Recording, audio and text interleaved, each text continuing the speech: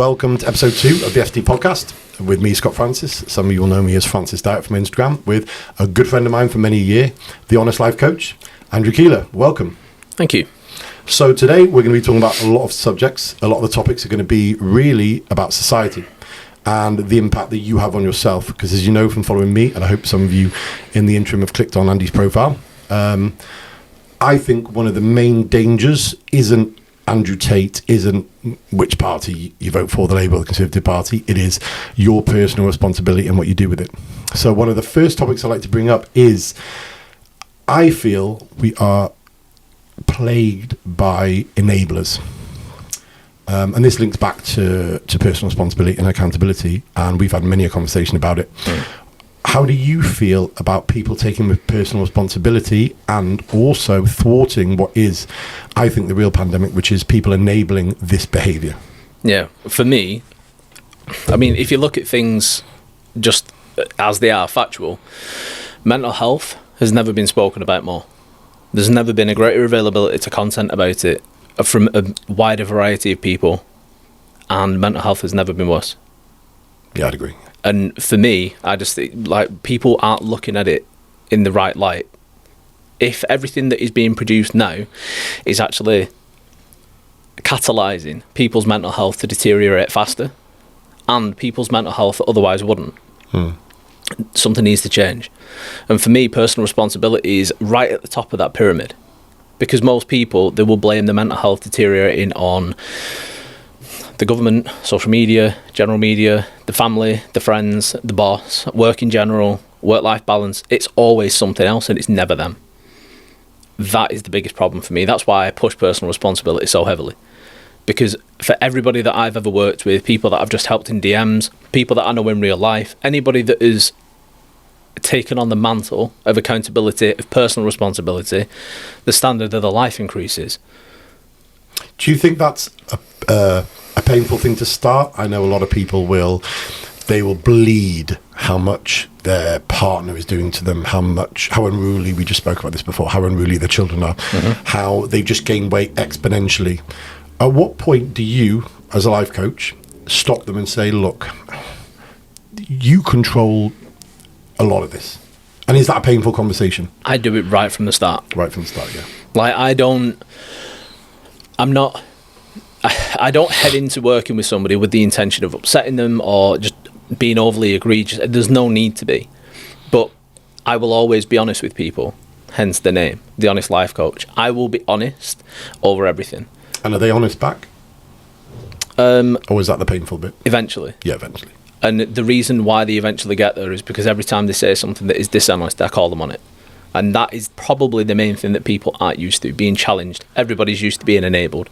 Everybody's used to having a conversation in the office about how they've come off the diet, or the partner's done this, or this has happened, that's happened. Whatever excuse it is for why they haven't done what they said they were going to do. And everybody on their tables going, yeah, me too. Oh, last night, the weather, I was tired. Everybody enables everybody else because it feels good. Do you think that's the kind of the birds of a feather flock together? The idea that you choose people to enable the bullshit you want, the narrative you want to tell you. For instance, sitting at the desk, broke my diet, Shirley across the way has broke her diet. Marnie across the way goes to Weight Watchers. She's eating dust to put on 5 pounds this week.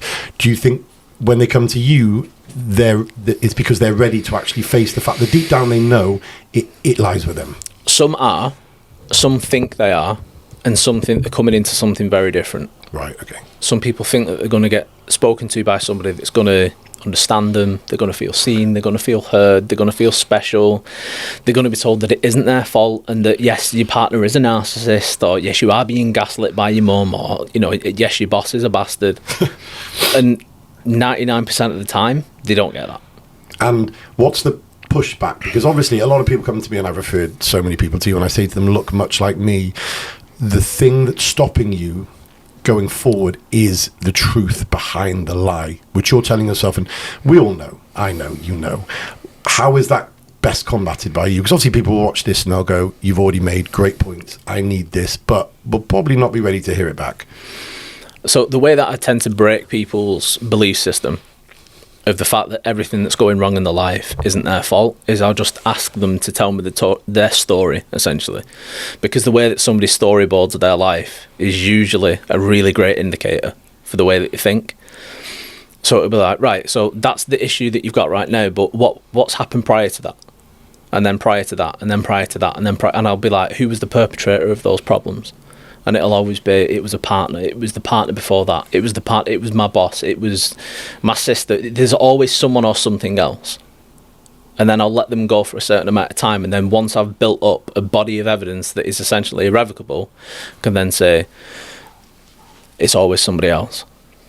And is that for your whole life, you've always been a victim of somebody else's actions, thoughts, feelings, words. You've not realised yet you're the victim to how you react to all of those things. And until you actually get that acknowledgement, you're just going to repeat and repeat and repeat. And is that met with any kind of blowback? Because I can imagine, I preach a lot of self-reflection in everything you do. Whether you did something because you went out and bought the car you shouldn't have, or you shouted at your daughter when you shouldn't have. What do you find is that first bit of blowback? Is it nope, that's not me, you don't understand me, you don't understand how hard it was? Yeah, it's personal responsibility. Yeah. So it can be anything. So one example that I like to use is a client from many years ago.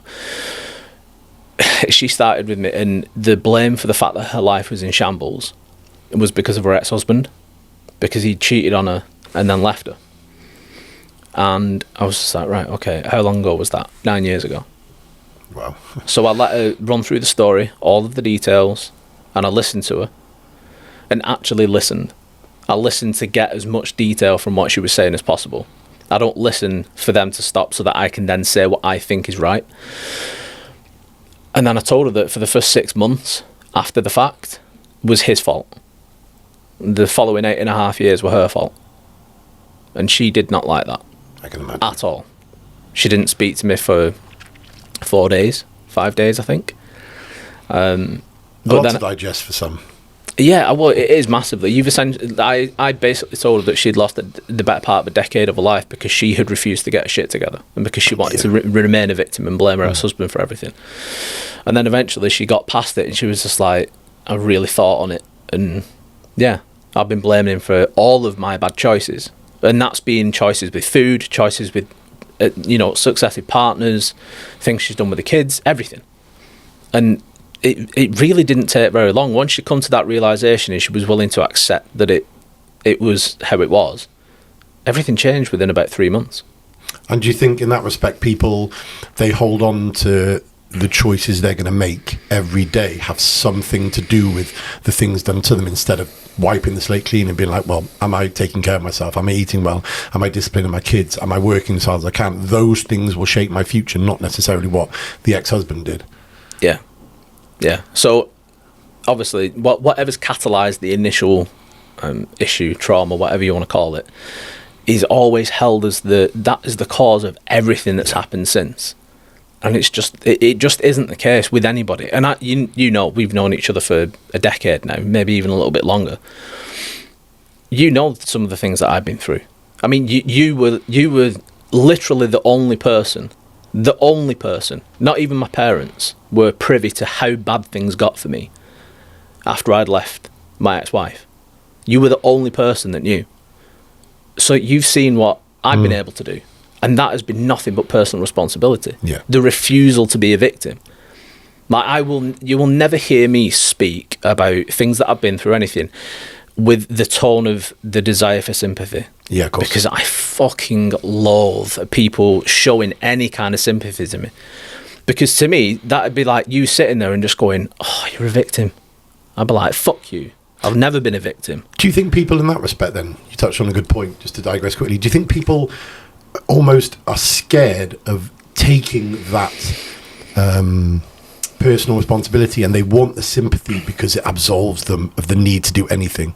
It's the ability to abdicate responsibility. Because I remember you at not one point did you say, look what's happened to me, it stops. Yours was always, this happened, incidentally, I now need to do this. Yeah. So it's well, I don't like phrasing it like that, because whenever somebody talks about something that they need to do right now, everybody just starts with, it's difficult. Yeah, of course. It's easier said than done. Oh, God. There's that, I loathe people saying that, because anything that you enter into is going to be as difficult as you decide it's going to be. Yeah. I think it's the beta region paradox, that the next step in any evolutionary journey is more difficult per se than the position you're in. But then incidentally, it gets easier the longer you do it, but making the first step is the hardest. It's nothing more than familiarity. Yeah, of course. It's the sitting in the problem. Exactly. It's the comfortability of, well, even though my life's shit right now and I don't like it, I know what every day is going to give me. Predictable. Yeah. And then when you think about changing your circumstances, then all of a sudden you have no certainty at all in anything. Which is harder than incidentally sitting in the shit you're in. Yeah. Yeah. And it is, and it's like people would rather exist in a familiar discomfort than experience an unfamiliar comfort. Yeah. But as soon as you can get people to understand that is, in every respect, it's better. But do you find that people, because obviously, I'm lucky enough to have my second child in 8 weeks, and I said to my wife, whatever you feel is hard now will be even harder, more tired, more arduous, but the upside is a new child, a new day.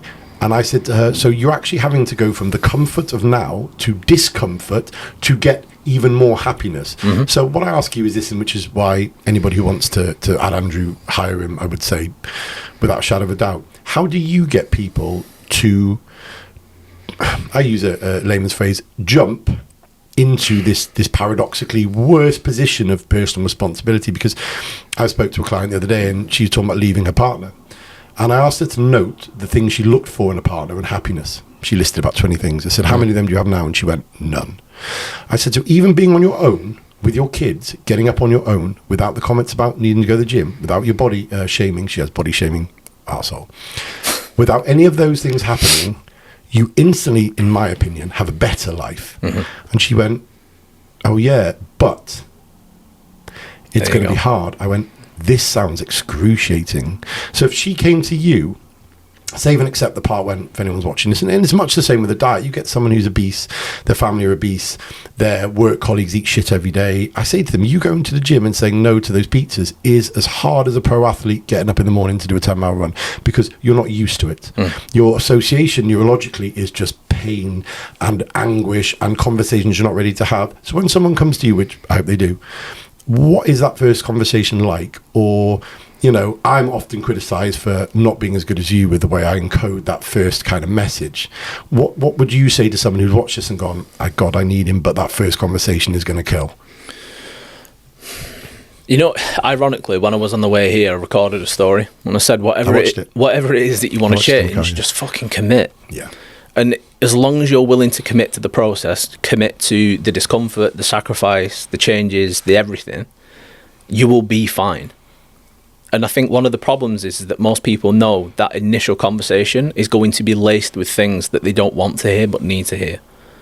And do you think, though, that's a strange, because to me and you, because obviously I watched you organically do it, you didn't have a you to get you out. Do you think people don't realise that the place they're going will be infinitely easier because they're in control of their actions than the melee they're in, than the cesspit of regret, remorse, pity, shame, lack of accountability? That is the actual anchor around their ankles. One of the problems that a lot of people have is that they don't have a clear vision of how bad things are for them right now. Yeah. And 100% true. One thing that I would advise anybody to do that's listening right now, if they're thinking, yeah, but I'm not ready yet, yeah, but I don't want to, whatever the excuse is for why they don't want to actually make the change, remove all of the things that you do right now to try to make your awful situation as sustainable and as comfortable as possible, and you realise how bad it is. People love to sit in their shit. But it's not even that. They sit adjacent to it.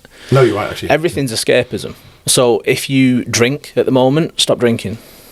If you constantly smoke, if you sit and watch 5-6 hours of Netflix a night so that you can escape mentally until it's time to go to bed, and then you can escape for wasting life. Yeah, you are. But stop all of that. Sit with your thoughts. Allow yourself to be present. Stop trying to sublimate your emotions all the time. And then you'll realise just how bad you feel your life is right now, and then the comparative of then making the changes to make your life better seems insignificant. Brilliant. Something I read the other day, which is why I hold you in such high regard. Someone said that not sitting in your problems is the reason you can't change your problems, because you don't know how bad they are, because you're always offsetting it with OnlyFans, alcohol, drugs, incidental one-night stands. And I had a conversation with a friend of mine, close friend, who said, I've had a hard week, I need a drink. I said, no, you don't. You need to sit in that problem and work out why you need a drink to not even conflate the confidence, to deal with it. So what you're saying is that one of your first steps to people listening would be is to stop in a way, the things that enable you to kind of ignore what your problems are. Yeah. So it's just that. And would you take them through these steps? Yeah. Yeah. So how I always phrase it is escapism, because you are trying to escape what you experience. Yeah.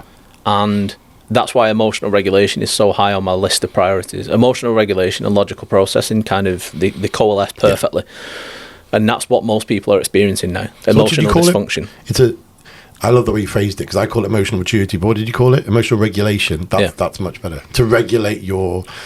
Yeah, I love that. I'm going to steal that. And it's because... Quote. Emotional regulation is the ability to regulate your emotions in the moment. Yeah. Not being able to understand it or talk about it with somebody else or seek approval or validation for the things that you did and the way that you reacted after the fact so that you feel better. It's so that if you're in a one-on-one conversation with someone and they say something that you don't like, something antagonistic or something that triggers you, in that moment you can experience that initial onset of an emotion and then zoom out from it and logically process the emotion and be like, right, why do I actually feel like that? Why is what Scott has just said caused that reaction in me? Is it a me problem, or is it just Scott being a prick? Yeah. And what do I want to say back? And if I do say that, am I going to get a positive response or a negative response? Is that going to be beneficial to our connection, or is it going to be detrimental? Yeah. Well, it's going to be detrimental. Do I want that to happen? Do I want to leave this conversation with us feeling differently about each other? No. So I'm not going to react. And it's that, and that happens like that. And do you think that kind of fight or flight, that nervous system response, is trainable in people? Yeah, 100%. Yeah, 100%. I agree. 100%. Because one thing that most people that I work with go through is we'll go through... It's extensive, but not extensive, immersive is probably a better terminology for it. An immersive process of rewiring the way that they react to things. Because a lot of the things that you instinctively do comes from your subconscious. And that blueprint that your subconscious has got will remain in place until you feed back so much information from your conscious mind to the subconscious that the subconscious will eventually get the message and go, oh, this blueprint isn't needed anymore. Throw it away, and then it'll take the new one that you're feeding it. Most people won't do that much work. Well, if you look at it, I grew up around a lot of military. One of my business partners, Royal Marine Commando. And I've asked them all, I've said, how do you sit in a bomb situation and not have that parasympathetic flight response? They said, we're taught to, for instance, one of them said, we're taught to check ourselves first. Something goes off, bullets fire, you check yourself. You check the person opposite. That's designed to delay the fear response long enough that once they realise they're all right, they're in more of a calm state, and then they can make, do we run, do we hide, do we bomb, and he said, because that first instinct, like you've correctly said, is the irrational one, the one that's primordially, like you said, juiced up. Your partner says something, you're like, you bitch, but then you're like, well, if I call her a bitch, she'll react, and then I'll have to co-react. And then, so what you're saying is you help people deal with that primary response, which, as you said, is the reaction, which is the bad one, the false one. Yeah. It's, I think a lot of people, to bring it back to the enabling side of things, a lot of people like to find these communities of people that they feel that they relate to, but the problem is that then you get a load of broken people trying to help each other. My problem with trauma coaches. And what? I hate the word. I'm sorry if that offends any of you, but 99% of trauma coaches I spoke to, and I know we've had these conversations, are the blind leading the blind. Yeah. And you know what? If it does offend you, like Scott apologises, I don't, because I'll be completely honest. It's dangerous. Perfect word for it. Yeah. The majority of people, it's no different than when it comes to nutrition, and you've got nutritionists that had eating disorders, and they're like, oh, I've recovered now. It's like, right, that's good. That doesn't mean that you can now help people that have or have had eating disorders, because you can get transference really quite quickly. Yeah. Where that coach, like, they've got the greatest of intentions, and they'll speak to their client and they'll go, oh yeah, when I was ill, I used to do X, Y, and Z, and their client might go, that's a really good idea. I've never thought of that. And then the next thing, their client's now got a new habit that they didn't have before, that they've just taken from their coach. And I've also worked with people where that's happened in reverse, where the coach has been exposed to the client's habitual patterns of behaviour so much that it's reignited their desire to have that level of obsessive control. Yeah. And they've actually regressed as a result of it. And it's dangerous. There's no point in putting yourself in a position where you're being... Just because someone's had an eating disorder, someone's had depression, anxiety, PTSD, whatever, has experienced trauma, just because they've had it doesn't mean that they're capable of helping somebody else that has it, because you can get 5 people that have all got depression and they will all share commonalities. You could get 1,000 people in a room that have all had depression, and every 1,000 of them will experience the same commonalities, maybe 4 or 5 things. And then beyond that, there's 1,000 subsets that some of them will have never come close to, and others will. And it's that nuance in it that makes it that just because you've had depression doesn't mean that you can help other people. Because in order to get something out of someone completely, you need to completely get rid of it. Yeah. You can't just touch the most common points and dial it down to 50%. And that empathy, I find, is dangerous, because, like you've rightly said, they try and just touch upon one. Sympathy. Sympathy is dangerous. Empathy is helpful. I'm very empathetic, but I experience no sympathy for people. Yeah, of course. And I'll say this openly to people. We're not, and I'm not saying Andy may, he doesn't, but he may. I'm not saying people are bad if they want to be trauma coaches and want to be coaches. We're just saying that, what's the phrase? You possibly should think twice, because it can be deeper than that. And funny, if something you said about the sympathy, I said to a few people about you, I said, there's a difference between being empathetic and understanding why something's happened to someone, and then ruining their chances of healing with sympathy. And people can't, I say this to people all the time, with me especially, I'm like, I'm not telling you this because I think you're a bad person. The trauma coach may be the loveliest person I may ask my cousin to marry, but what you're doing ethically isn't good. Yeah. And that doesn't mean, again, that you aren't a good person. There's a divide. Yeah, and the problem is, like, what you just said then was perfect. The way that you worded it was perfect. Like, ruining someone's ability to recover or get better with sympathy, because it's more often than not, it's the message that person doesn't need. And even if you've got the best intentions and you just really want to help people and you want to be the person that you needed when you were at your worst, I get that. I really do. But if you genuinely want to be that, you need to make sure that you've done more than the necessary due diligence to get yourself where you need to be in order to be able to be that person. Most people aren't. And most people don't do the work. Yeah, of course. I think I had a client recently. She's an amazing recovery specialist for addictions. Runs a big team in Liverpool. Rachel, shout out to you. She stepped back off plan. She actually messaged me and said, Scott, I'm not being authentic with you. I'm not doing the habits I should be doing, and I feel like I'm a bit of a fraud in what I'm telling you I can do for other people, and I'd like to work on this. And obviously, I was like, that takes such strength to realise that you're not necessarily the article that in certain respects you're asking others to follow. So that was just an aside. She had a coach who I coached, who was terrible with a diet. But her media was all about discipline and being able to enjoy a bit of chocolate. But when she did, she'd go off the planet. Yeah. And this girl came to me from her because of that, from saying, well, she's trying to transfer onto me what she thinks she can do. I can't eat the chocolate every day. It sends me off into a binge. But every time I do, she says, it's okay. I've been there. And I said, it's like the blind leading the blind. No. And this is why I couldn't continue it, because I said, you're not being authentic to your target audience. And that I find is indicative of trauma coaches and people, which is why you stand out, is people haven't done I know someone who said to me, and she doesn't live in this country anymore, and I coached her for a year, terrible breakup, handled it badly, bless her. Next year I saw she was doing groups of women telling them how to heal, and I messaged her and said, you're not healed. Yeah, and you see it all the time. In fact, just yesterday, if it wasn't yesterday, it was the day before. I don't know if you follow the page, The Tin Man. No, but I'm aware of it. Incredible page. Genuinely incredible. And I'd commented on something on that, and as I was scrolling down the comments, came across a female that had commented on that particular topic, just completely disregarding the male perspective. And given the fact that it is a male support page, completely the wrong environment to be saying the things that she was saying, but she was a relationship coach.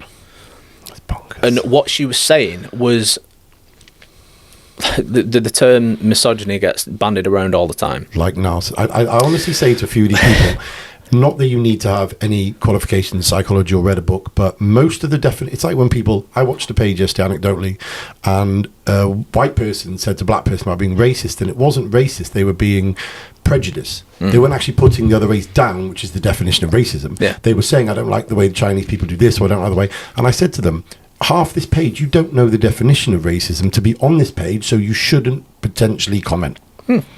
And again, I see women come on male posts, and again, I'm not saying that the fairer sex can't have comments, but it's like you must have had it, where a girl comes to you and says, my boyfriend's done this, I've talked to my girlfriend, and I go, let me stop you there.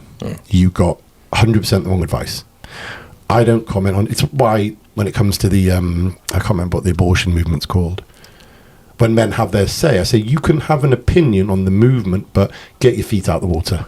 It's not your fight. You know, we're kind of sat on the sidelines in this. And when you're talking about the lady, do you feel there's a lack of, not to make too much of an aside, a lack of male coaches when it comes to the male animal because of females? I'm not saying that females can't be great life coaches and psychologists of men, but do you feel this toxic masculinity you touched upon and the narcissism and the saying a man is this when it's possibly because they're still jaded from the breakup? Do you find that is flagrant as I find it? Yeah, there's an awful lot of it that is biased heavily against men. Huge. In all of the situations. So, another perfect example. I can't remember what page it was on, but it popped up, and it was essentially a news story of a woman that had left her husband because she'd managed to get tickets to the Taylor Swift concert. That was also on their 5th wedding anniversary, and they were due to renew the vows. Ceremony, everything had been paid for. It had been planned, obviously, way in advance. She was a huge Swiftie, and she went to the concert instead of going to the thing. And because prior to that happening, the husband said, it got to the point where the husband felt it necessary to say, right, fine, you either go to the concert or we renew our vows. If you go to the concert, we're done. And she still went to the concert. And the comment section was full of women saying, yeah, she did the right thing, you don't need a man in your life like that, and blah, blah, blah. And I was like, I commented and I said to all the women in the comment section that are saying that she did the right thing, keep the same energy. Next time one of your friends or somebody else on social media tells you that their husband chose a football game or playing golf with the buddies or something else over something that she deemed to be important. Because it can guarantee if the roles were reversed, all of the women in the comment section that would fucking punch in the air, bloodbath, it'd be the opposite way. It'd be, she should divorce him, he's a piece of shit, blah, blah, blah. And back to, coincidentally, this enabling is happening again. Yeah, it's everywhere. And that, within society, is probably the most toxic thing. That and segregation of demographics is the most toxic thing that we need to deal with at the moment. Because everything is centred around, people can only see oppositions. Everything's black and white. Yeah. And it could be, you and I agree on terms of 10 different topics. Yeah, you and I disagree on something political or something that is societal, and all of a sudden, we're opponents. Yeah. And we don't agree on anything. And because of your view on whatever that societal thing is, I now tie you to everybody else of any opposition group to mine from anything. So if you look at something in a relationship aspect, the opposition to me, I all of a sudden see you as the opposition politically, psychologically, societally, in every different aspect. If I'm capitalist, you're now a socialist. Yeah, I haven't spoken to you about it. Yeah. I'm just making that assumption because you oppose one of my views on one thing, which means that you must oppose me on everything that I think about. It's funny because I commented on, and I try not to comment a lot, on a post where a guy, I won't say what I assume his status is physically, mentally, wasn't good in my opinion. And he said, stop your women going on a girl's holiday because they're definitely cheating, because if they loved you, they'd stay at home. And I think a few of them, we've accidentally, I've seen you comment and you've seen me comment, and it's funny, birds of a feather. And I said to them, I'm going to say, any man who is that controlling is weak.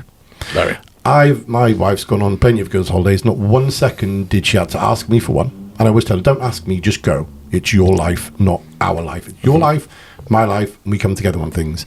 But number two, you have to be an inferior male to immediately think that your partner is up to no good because they're having fun. Yeah. Because when I looked at the comments, and obviously I had hundreds of men going, you're a simp. I didn't even know what that was at the start. I had to look it up. And they said, oh, it's because you've been cheated on and you don't want to admit it. I said, no, all of you men clearly have. But if I really sat down with you, it's because you were controlling, you were coercive, you didn't buy them flowers, you didn't look after them, you didn't fill the car up when it was cold, and they left you for another man who did those things. So when you're seeing this guy say it, instantly I'm your enemy now, because I can't possibly have never been cheated on or let down or hurt. And it's right what you're saying. You get these enclaves of people who are just clambering to enable each other. All women are evil. Yep, lock your woman down. She can't go out. They're all cheats. Yeah. And it's the same when I see narcissism. I saw a women's group the other day. My boyfriend's a narcissist. And I just asked a few questions. And I said, but hang on. He's doing things in opposition to you. You've labelled him a narcissist to stop anything coming back on you. For instance, one of the women was like, I don't like he goes to gym. I don't like he's got this job. He earns more than me. And I said, so really, you're bringing a lot of toxic behaviours to your marriage. And when he pushes back, which I said, frankly, I would, you're labelling him a narcissist, because the minute she said the N-word, every woman jumped on. Yeah. Without any context, and it even being in the right definition. What's the main thing that happens when somebody can label their partner as a narcissist? Oh, they get sympathy. They get sympathy, but it also gives them a immunity to anything, from everything that they've done. Yeah. It's like, yeah, but you're only doing that because he did that.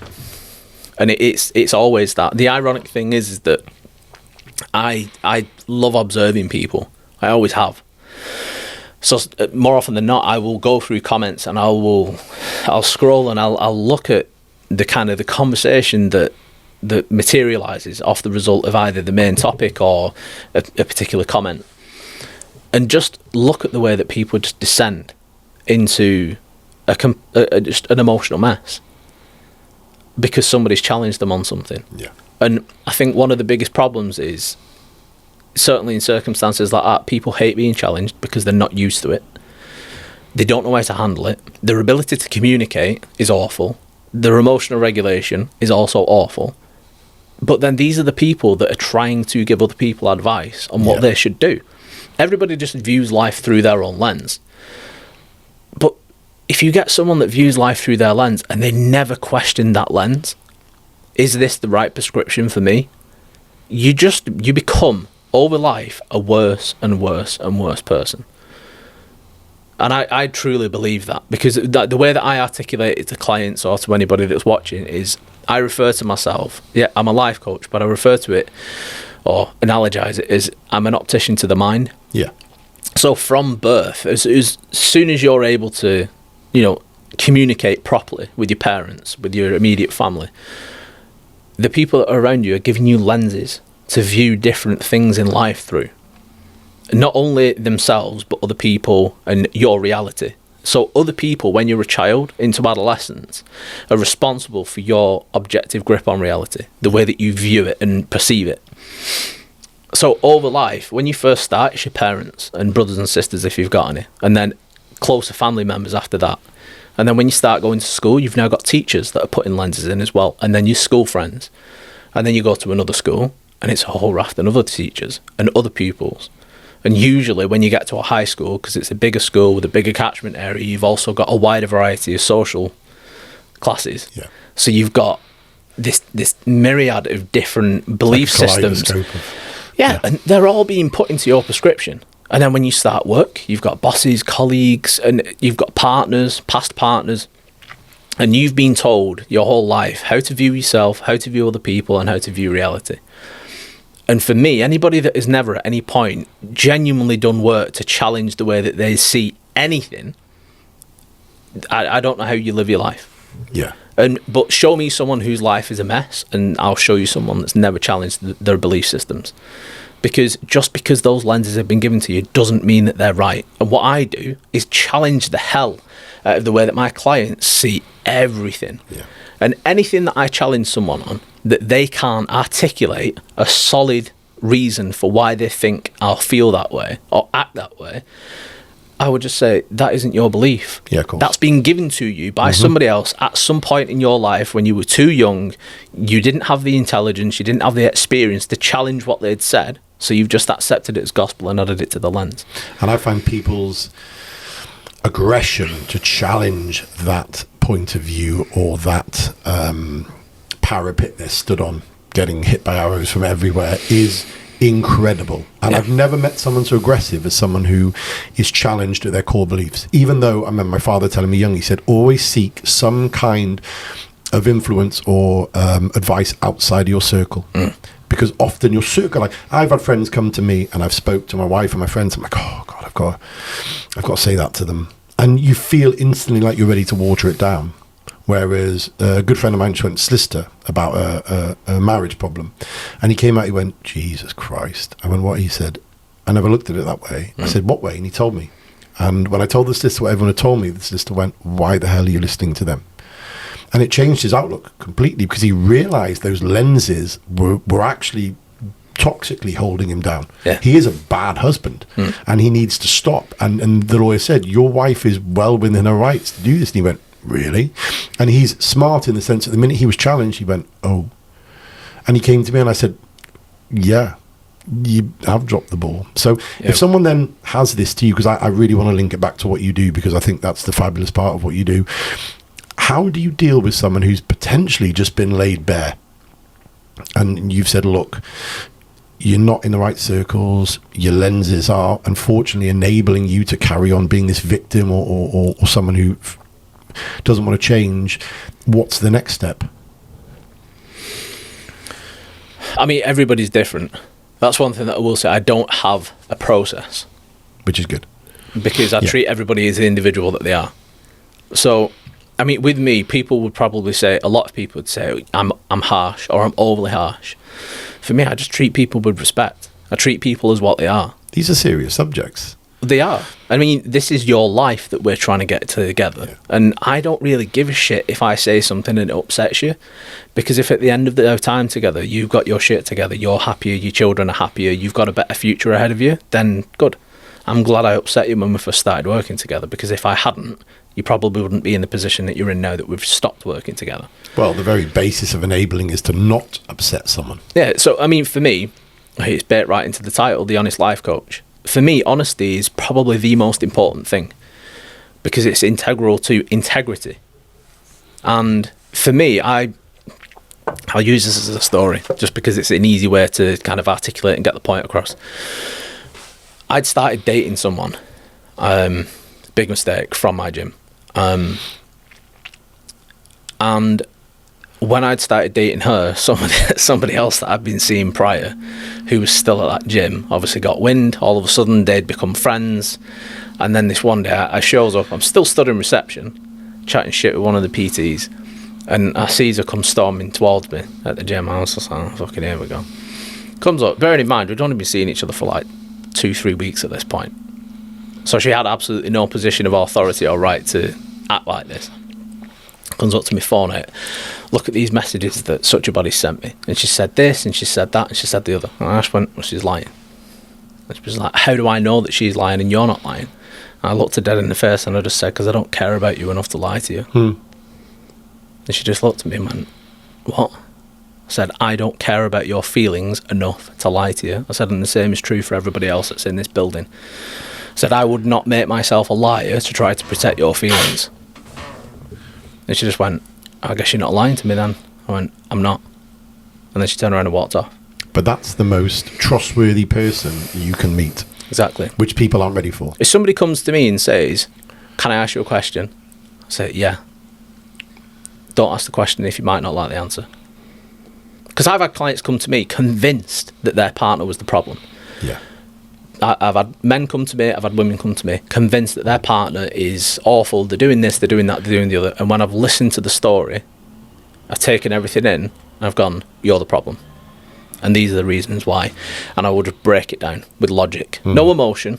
I strip all of the emotion out of every situation, because that is where the problem's caused. That is the fog that people can't see through. And that's what people want you to absolve them responsibility from, is the fact that they go, "It's so hard, I feel so bad." I'm like, and That I love that. I do that all the time. People will give me a reason why it's, and reams and I'll reply once. And what's your point? And they'll tell me again. I'm like, "What's your point?" I'm like, "Well, because it's difficult." What is your point? I don't give a shit if it's difficult. It needs to be done.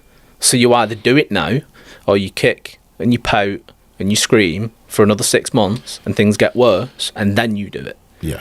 Or it might be 5 years and then you do it. But I can tell you now, for every additional day that you wait, it might not add a day onto how long it's going to take you to correct it. That one day might include an event that then adds a month or 6 months or 12 months. You might meet someone and end up in a 5-year relationship that then gives you more things to try and deal with.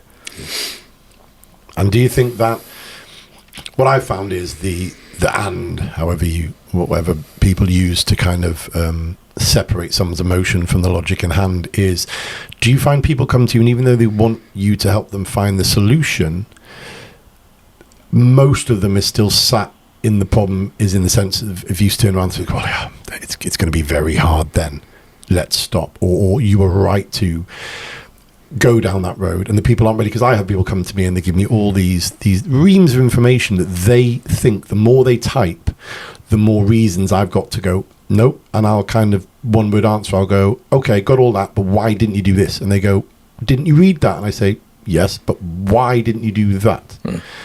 And they go, "Oh, well," and then you get the, "Oh, well, yeah, I suppose I'm lazy." And I go, "There you go. You're lazy. That is incrementally happening everywhere." One lady yesterday, she told me something she did, and I said, "Why aren't you following what I said?" "Oh, it's hard, so I did this." I said, "So you paid me to tell you to do something, you didn't do it because it was hard." "Of course it's hard, it's day one." And she went, "Right." I said, "That's a very lazy attitude. I bet you do it elsewhere." And bless her, older lady went, "Yeah, you're right." I said, "Well, if I'm right now, I can imagine a lot of your life you need to stop being lazy in, which means that you're probably..." And she just admitted, she said, "Yeah, I do that." And it came out that her problem was just laziness. Easy, but people enabled that. So when you go through these changes with people, do you find it's quite quick that once they've trusted you, because I've got friends who've been coached by you and they say, once I had my eyes open, it was almost exciting to change. Yeah, that's it. Once somebody gets over the emotion of being challenged and realise that they're wrong, I think that's probably it. Accepting that what you thought was right was wrong. Big. Yeah, 100%. People can progress and change everything in an unbelievably short period of time. Because for me, I don't want to work with someone for 2 years. I shouldn't ever have to. I want to work with somebody for 3 months, 4 months. Because if that happens, I work with you for 3 or 4 months, we make all of the changes that need to be made, maybe even more. You make amazing progress, and then you've got to the point of self-sufficiency where you no longer need me. You can go off and you can continue to progress without me being there. If I can do that every 3 or 4 months with someone, all that means is that I can help 3 to 4 times the amount of people in the length of my career. Even if it's not going to affect my income. So if I work with someone for 3 months, I can earn more money because it would just mean that I'd work with 4 times the people, all of them paying me the same. But I would rather work with more people and help more people than work with the same people that are really, really slow. Because everybody progresses differently. There tends to be 3 common traits as far as the path that people will follow for progress. And then there's people that are either side of the line. The first one is people that start and right from the word go, they go. Yeah. And it's very linear. Yeah. Other people will have an incredibly sharp uptick in the first like month, and then it will kind of peter out. And it doesn't necessarily plateau, it continues to increase, but it's very, very, it's like 1% beyond that point. So they still make a large amount of progress over the course of the year, but in comparison to what they did at the start, it seems almost negligible. Yeah. And then there's other people that have got that in reverse. They start and they make almost an insignificant amount of progress over a period of 3-4 weeks, 5 weeks, 6 weeks, even to the point where I've had some people say, I feel like I'm not making any progress. And I'm like, keep doing what you're doing and commit more. Every single time you feel that you're going to even remotely give yourself an excuse to step out of the path that you're on right now, force yourself to stay in it. Yeah. And then they'll get to like week 9, 10, and then they go, all of a sudden. And they're like, oh shit, I feel like a different person. Yeah. But that's normally at the point where their identity is shifted. So the people that have a meteoric progression at the start, they came to me ready to change their identity. They wanted to be challenged and just remolded. The people that it's the opposite way, they're resistant at the start. Those are the people that I really need to show the reality of the fact that they are their biggest problem. So would you find the phrase feelings over facts with those people, you're having to, even though they want to change, those feelings stay longer, whereas some people come to you and they go, look, I'm clearly the problem, or there is a problem. Tell me, show me, and I'll just... Yeah, because I mean, I do say that with clients. Facts don't care about feelings. Yeah, they don't. Yeah, same as me. It's literally just a case of, these are the facts. Yeah. It doesn't matter how you feel, because that's another thing as well. People have it constantly reaffirmed that the way that you feel is important. It's valid. I wanted to segment onto this. If somebody doesn't agree with you, they're invalidating your feelings. Jesus. Sorry to tell you, but probably 90% of the things that you feel are fucking irrelevant. Jesus. Someone asked me the other day, said, how are you feeling this morning? I said, fine. They said, oh, you doing? I said, regardless of how I feel, I've got to get what's done. I have to do what I have to do, regardless of how I feel. Yeah. And incidentally, I don't feel like doing any of them, but I'm going to do them anyway, because this feeling will pass. Yeah. And I think a lot of people would make a lot more progress in life in general if they took the time to acknowledge everything that was going on. Because you'll get some people that get such a cognitive bias where it's borderline obsession with the negatives in their life. That's all they look at. Yeah. Like, I remember years ago working with a guy, introducing him to gratitude, and it was literally like he'd never heard the word before.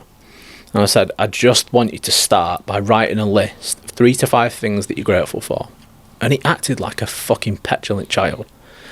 I've not got anything to be grateful for, life's shit, blah, blah. I was like, you finished? I was like, yeah. I was like, do you have kids? Yeah. I said, are they healthy? He went, yeah. I said, you're not grateful for the fact that your kids are healthy. You're not grateful for the fact that you've got kids, that you've got 2 people that love you genuinely, unconditionally. Even though your life's in fucking tatters right now because of you, because of shit decisions that you've consistently made, you've still got 2 people that love you without question. Well, yeah, I'm grateful for them. You're grateful for the health. Yeah. You're grateful for the love that they give you. Yeah. I said, right, that's 3 things. Yep. I said, where are you right now? In my living room. I was like, is it clean? Yeah. Are you safe? Are you warm? Are you in a locked house? For some people, that sounds like a dream. He was like, yeah. I was just like, you sat on a couch? Yeah. Have you got carpets under your feet? I was like, yeah. I was like, when you get hungry, what do? You go and eat. Where do you go? To your kitchen, to your fridge, to your cupboards that are full of edible fresh food. You've got a multitude of different ways to cook it. You've got your microwave, you've got your stove, you've got your oven, you've got a kettle so that you can boil water. You know, and I just took him through it and through it and through it, and I was just like, every single thing that I've listed is something to be grateful for. Be grateful not only for the fact that you have fresh water to put in a kettle, but you've got a kettle to put water in, and the fact that you've got electricity to fuel the kettle so that it can boil the water. You've got a cup, you've got tea, you've got coffee, you've got food, you've got a nice warm bed that's got clean bedding on it, you've got a wardrobe full of clothes. Said if you've ever got up in the morning and you struggled to decide what to wear, you are privileged beyond measure. Said we've had this conversation about, just to jump in, about, I shared a post the other week about, it just happened to be kids in Rwanda, you know, with their water and their rice, because a lady had messaged me and gone, oh, Scott, it was week 2, I'm bored of my food, I'm starving. I said, you're not starving, you're just used to having 10,000 calories a day. But I said, like, you tick these boxes for me, tick what you're entitled to because you're able to make that choice. You're able to choose to diet because at some point you've grossly overeaten by choice because you're economically advantaged enough to buy excess food. And I sent you these videos and said, sit in that and understand you're going to stand in front of these children now and tell them you don't like 5 meals with chicken and rice and broccoli in your warm house because you've chosen to make a change because you chose to overeat. And she went quiet for hours. Came back and went, Jesus Christ. I said, yeah, because for what people think about me, I sit every day with my wife, and we were lucky enough to go to New York, and we stood in Times Square. I said, so take this in. We are lucky beyond measure to be here. Yeah. And that, and everyone knows, you know, my wife likes to call it my autism. You know, I've had the same foods every day for 20 years because I genuinely don't understand the hurrah of loving the food. I'm lucky to be eating it. You know, I've been unfortunate in life to not have enough food at points, and I know people who've been homeless, and I've got clients now who've been to food banks, and I find it abhorrent, and I mean to offend, when people go, oh, I'm bored dieting. I say there are people out there who would kill to be healthy enough to eat properly now, let alone choose to diet. And I agree with you. It genuinely does, and it should, and it bothers me, that kind of petulance. Because that's it. If you're fat, you're privileged. 100%. Jeez, beyond measure. And people go, you can't say that. People are fat because of socioeconomic environments and blah, blah. Oh, fuck off. I used to be a financial advisor. I've been in people's houses. I've been in people's houses that are in debt. I've been through their bank accounts. I used to have access to people's bank accounts. I used to see where they used to spend the money and what they used to do with it. I know these people that are, you know, they're on the poverty line, and they've got 2 adults in a household, and they've got 1 job between them. You know, and I've sat with people. I sat with mum, dad. Right, which one of you works? I do. What job do you do? Normal job, doing 37 hours a week. Why don't you have 2 jobs? Why should I do that? Because you're broke. Yeah. Because you're in debt. Because your child just came downstairs and asked for food and got shouted at by both of you. Because you have to. That one situation is one where I kind of overstepped the mark. But I didn't give a shit. But then, because I absolutely roasted those parents. Back to the first topic, you weren't enabling them to live the lie that there's nothing they can do, we do enough. And in fact, I want to come back to this, but here's a topic we talked about, and one that I find with a lot of people, this idea that you are enough, that you're doing enough. Yeah. Because I know you love this one. And I love hearing you talk about this one, so I want to know, you know. You know what? And I think to kind of bring those two together, parenting and you are good enough. One thing that I loathe is parents that think that they're owed thanks by their children for doing the absolute minimum. So if you house your children, you feed your children, and you clothe your children, you get absolutely zero applause from anybody for doing that. Because that's the absolute minimum that you should be doing. They weren't asked to be born. Exactly. That you know, I've said that. I've said that so many times. There isn't a single child in the history of life that's ever asked to be born. Yep. You owe them as much as you can give. Exactly. That's why I have the stance that it isn't now, nor will it ever be, my children's responsibility to make me proud. It's my responsibility to make them proud. 100%. If I don't work to the point where my children are proud to go, he's my dad, then I'm failing massively. That's the only thing that I think about. But everything that I do, I base around my children. Would my children be proud of what I do for work, the way that I help people? Would my children be proud of the way that I look after them and raise them? Would they be proud of the way that I help my clients? Would they be proud of the way that I look after myself, the way that I look after my partner, Beth? And that is a wonderful measuring stick that I like to use, because nobody's opinion on the face of the earth matters more to me than my 3 children. Of course. And I'm always caught than taught. Which brings us on to the subject we talked about in Costa, but we'll leave it for a second to the you are enough, because what I find, and I wanted to touch upon with you, is people will say to me, oh well, I had this go wrong in a relationship, or I wanted to go for this job, and you know, someone said, you know, you are enough, and I'm like, you might not be. You might be a selfish boyfriend, so you weren't good enough. You might not be 7 foot tall, so you're not good enough for the NBA. Yeah. You didn't do any personal development, so you're probably not better for the promotion. Why is there this movement that you are enough? Because it's another layer to abdicating responsibility. You don't need to change. Yep. You're a wonderful little flower as you are. No, you're not. Yeah. You're just not. You know, it's not always... Somebody breaks up with somebody. Oh, he wasn't good enough for you anyway. Not true. Maybe you weren't good enough for him. Maybe after he got past that initial interaction and the initial representative that you showed him and he saw the real you, he realised that you weren't good enough and he wanted to be with somebody else. And this idea that people should stagnate in life and do no personal development yet think they're enough absolutely baffles me. And I've sat with people and gone, That's what I was saying before. You didn't try and level your job up. You weren't in any better. And in fact, I find this happens in the inverse. They stop training as hard. They stop buying the flowers. They stop going on dates. They stop being attentive. They get out of shape.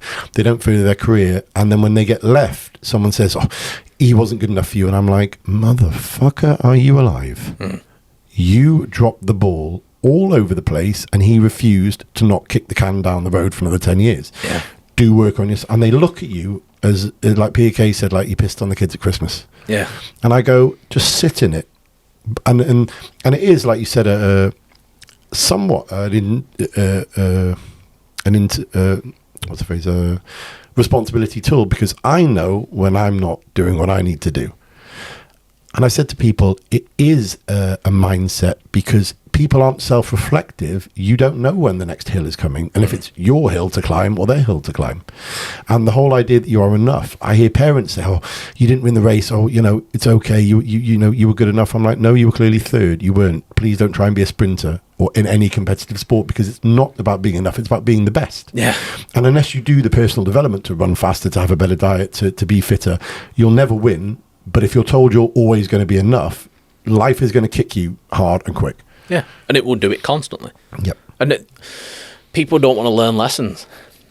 But do you think that goes back to the point you made about people don't want to sit in the reality and the pain, that you didn't do enough and that person left you because, for want of a better position, they should have left you, and that's for you to learn? Yeah.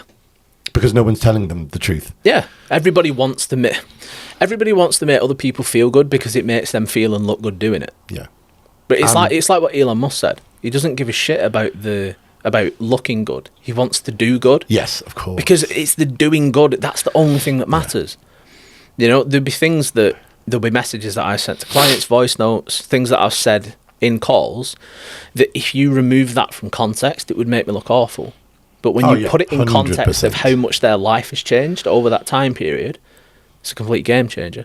Like one of my clients, we've just come to the end of our time together. We've been working together for, I believe, 6 months. It will be just about 6 months, maybe a little bit shorter than.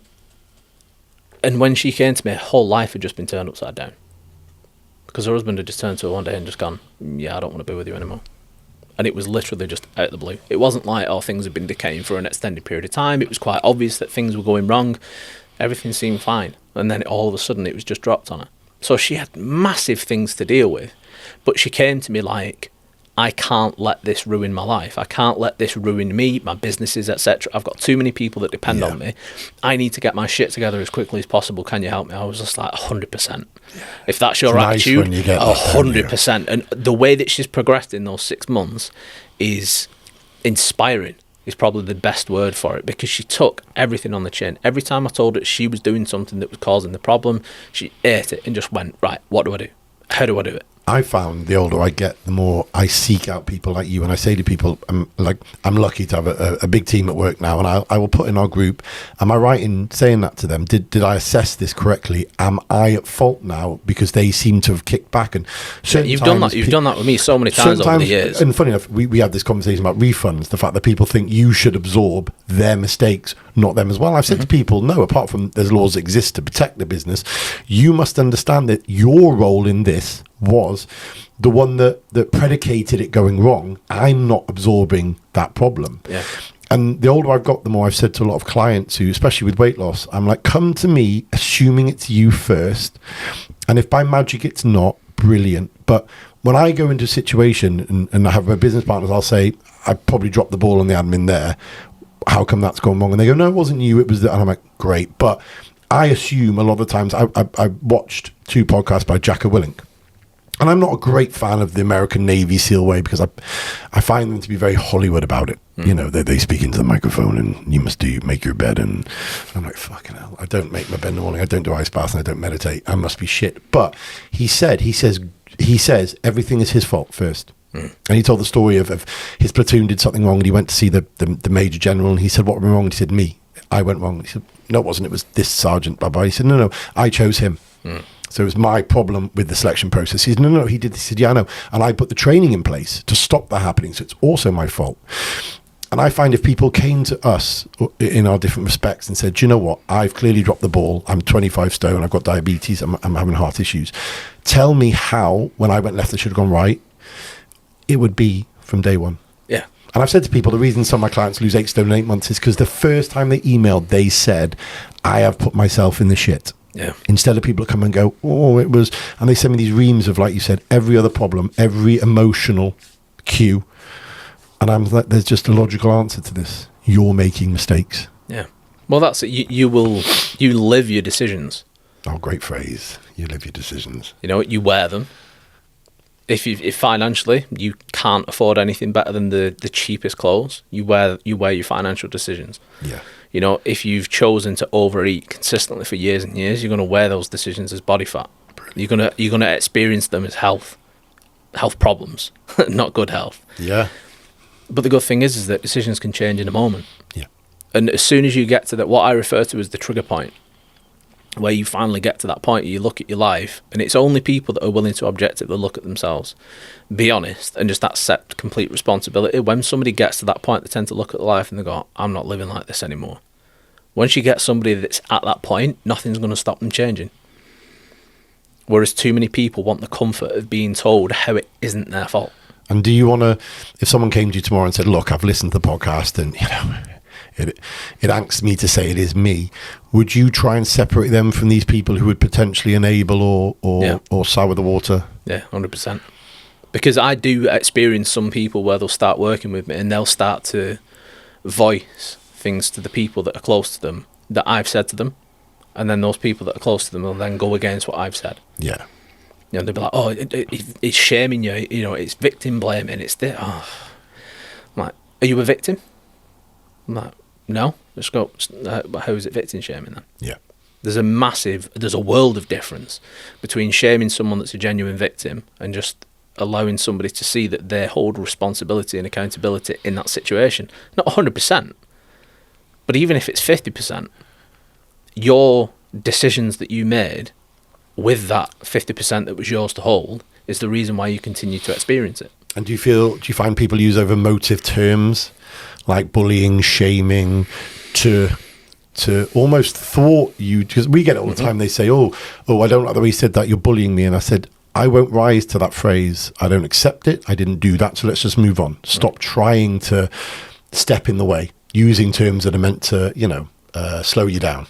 Yeah, because I'm gonna attach some form of bigotry to you so that you won't want to be known as that, so you'll stop your advance. Yeah, exactly. That's all it's for. Because incidentally, it's painful to change. And obviously saying to them they're a victim, lots of people will go, you can't, because when that happened to me, it shattered my world. And I say, but for how long? Does it stay shattered? Why do you have to sit in this still? And when we had Lana on, she was talking about her addictions and abuse and things. And when I got her, I said, let's just start 10 things today and this week that we can do great and watch them add up. And after a few months, I said, so look at all the things you've achieved now and all the walls you've built up. Why do we have to keep going backwards? You clearly aren't stopped doing 35 things a day that your trauma doesn't stop you doing. Let's focus on that. Yeah. Because that's it. And it's the way that you identify. Too many people allow their thing to become their whole identity. So when you try to help them to get rid of that thing, it becomes a personal attack. 100%. And that is another area of it that is incredibly important for me in my practice and what I do. Identity. Like I'll say to some clients, if you had to go to a party and you weren't allowed to speak to people, you got there, you were given a piece of paper and you had to write down information about yourself so that you could give it to somebody else and they would know exactly who you are and what you're about. What would you write on it? The amount of people that go, I don't know. Wow. That's huge. It's like, what would you do? Would you put your name and your age on it? Would you put the fact that you're a parent? Would you put the fact that you are someone's partner, that you're a son, that you're a daughter, that you're a cousin, you know, that you're an auntie or an uncle, what you do for a living, how much you earn, what your hobbies are, kind of films you like, the music that you like, because all of those things are different layers to the identity. And that's why people that have got depression or anxiety or PTSD or any of the myriad of different issues that people have got, which seems to be increasing because people make new things because they want to be special. The fewer things from your whole identity that you focus on, the more one-dimensional you become, the smaller your identity becomes and the bigger your problems feel. And I bet if you interviewed 20 hyper-successful people, they wouldn't have a problem at all with labelling themselves or giving you 50 things. Oh, I'm a leader, I'm a philanthropist, I'm a manager, I'm a successful. Because I guess they don't identify with the one thing that pens them in. They have a myriad of things which keep them healthy, let's just say. Yeah. I mean, one thing that I have found is, I mean, obviously this isn't exclusive, it's not all of them, but a lot of them, you ask very successful people what their flaws are and they'll tell you. Yeah. What do you do very, very well? And they'll tell you what you're not good at, and they will be able to reel off the things that they're not good at faster than they can reel off the things that they are good at. Yeah. And again, that's something that a lot of people are unwilling to do. They're unwilling to just accept that they are an imperfect person. And do you think that's, I say to my clients, I'm like, can you look in the mirror and tell me your flaws? And they're scared to, because that's, for want of a better word, a weakness in them. Yeah. And the strength comes from being able to say, God, I'm messy, I'm crap at my admin, I need to be chased to do things, because there's a certain strength in being able to say, I am bad at this, I am bad at that, because you know that it doesn't define you. Yeah, and I think that's part of the issue. People think anything that is a label that can be given to them, people act like it's branded onto the skin. Like you are forever going to be known as that. Great point. And it's not. It's more like one of those adhesive name stickers that you get, that after about 5 hours, it starts to peel off. Yeah. Because there's a phrase that I like to use, which is, I'm capable of being things that I am not. Great. So I have been arrogant before with people, but I am not an inherently arrogant person. I'm capable of being violent and being aggressive, but I'm not a violent and aggressive person. It's like the phrase when people go, I'm a stubborn person. I say, what do you mean? You can be stubborn. Yeah. You cannot be a stubborn. That means everything you do, if your child says to you, can I have a glass of water? You go, no, get it yourself. You wouldn't. But if you were, it's like when people say I'm fat. I'm like, no, you carry fat. You cannot identify with something you've attained that you can lose tomorrow. It's like when people go, some guy said to me the other day, bless him, and he said, oh, I'm a bit of a loser. I said, I bet I could find 20 things in your life you're great at, which means you're not a loser. You think by not being as strong as me or as big as me, that makes you a loser. It doesn't. I asked him to label 5 things he's good at, and I'm crap at all of them. And I said, so am I a loser? He went, no. I said, but I am by your definition. I said, you're not a loser. You're someone who just doesn't win at other things. But don't marry yourself to the negative. So for me, if somebody comes to me and they identify themselves as a loser, I will then use that as the anchor point to then go, what do you need to change in order to become a man that you don't feel is a loser? And then we can actually set the distinction of the path that they need to follow. And then along that journey, the other things that they are already good at kind of come to light. I refer to it as the bleed effect. As you start to improve in one area of your life, the positive movements that you've made in that area, because a lot of the things that are required are habitual, you automatically start to apply them to the rest of your life. So everything starts to come up. You find that with discipline, don't you? When people start getting disciplined about their food, their body, the times they go to the gym, they start being more punctual at work, they start taking more care of their appearance, being on time for others. And yeah, great phrase, everyone. It bleeds into what you do. Yeah. And sometimes it can be that you need to put very specific effort into lots of different areas. Right. Some people, you can change one thing and the whole life changes. And is that back to what you said about them wanting to change from the get-go, that they really take that and go, actually, run with it, and it... Sometimes, yes, but sometimes it's literally that the main issue that needs to be addressed catalyses everything else. Right, okay. So that's the bleed effect, but to the negative. So I had a client late 2021. Lots of different areas of her life weren't where they wanted it to be. Business wasn't, she had a side business, work wasn't, her relationship wasn't, fitness wasn't, nothing was where she wanted it to be, and she was aware of the fact that she was capable of more. And I made her start getting up an hour earlier than she normally would, because she would stay in bed to the last available minute, and then she would get up, and then she was just in rush mode. Everything that she wanted to get done in the morning, she would rush. And then she'd be in the car, and she'd be like, you know, when you're trying to like get a car ahead in traffic because you know that you're on the minutes. And getting up an hour earlier allowed her the opportunity to get up and chat with a partner, or get up and have a shower and not rush the shower, and then actually have a little bit of something to eat and have a coffee with a partner so they could chat before she left for work. And when she left, she was chilled and she was listening to the radio. And instead of being sat like hunched over the wheel, stressed with her shoulders in her Fight ears, mode straight away. she was sat back and she was relaxed. She showed up to work early. The first day she got to work early, her boss made a point of it. It was just like, Who's this? what are you doing here? Yeah. And then she was less stressed for the entire day.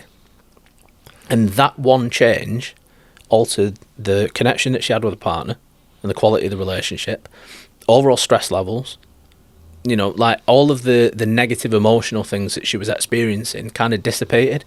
And her initial worry was, I'll be tired. I was like, go to bed early. Just go to bed an hour earlier, get up an hour earlier. It's not complicated.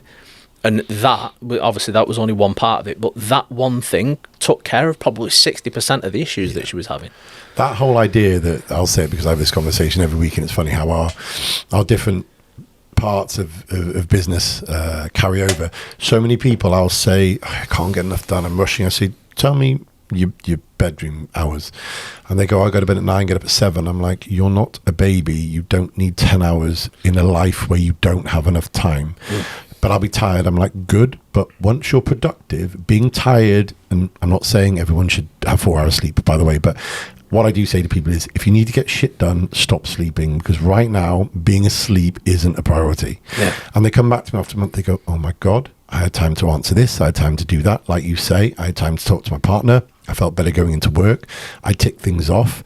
I'm not tired because they weren't really tired. They were in a depressive state and needed sleep because they didn't feel good.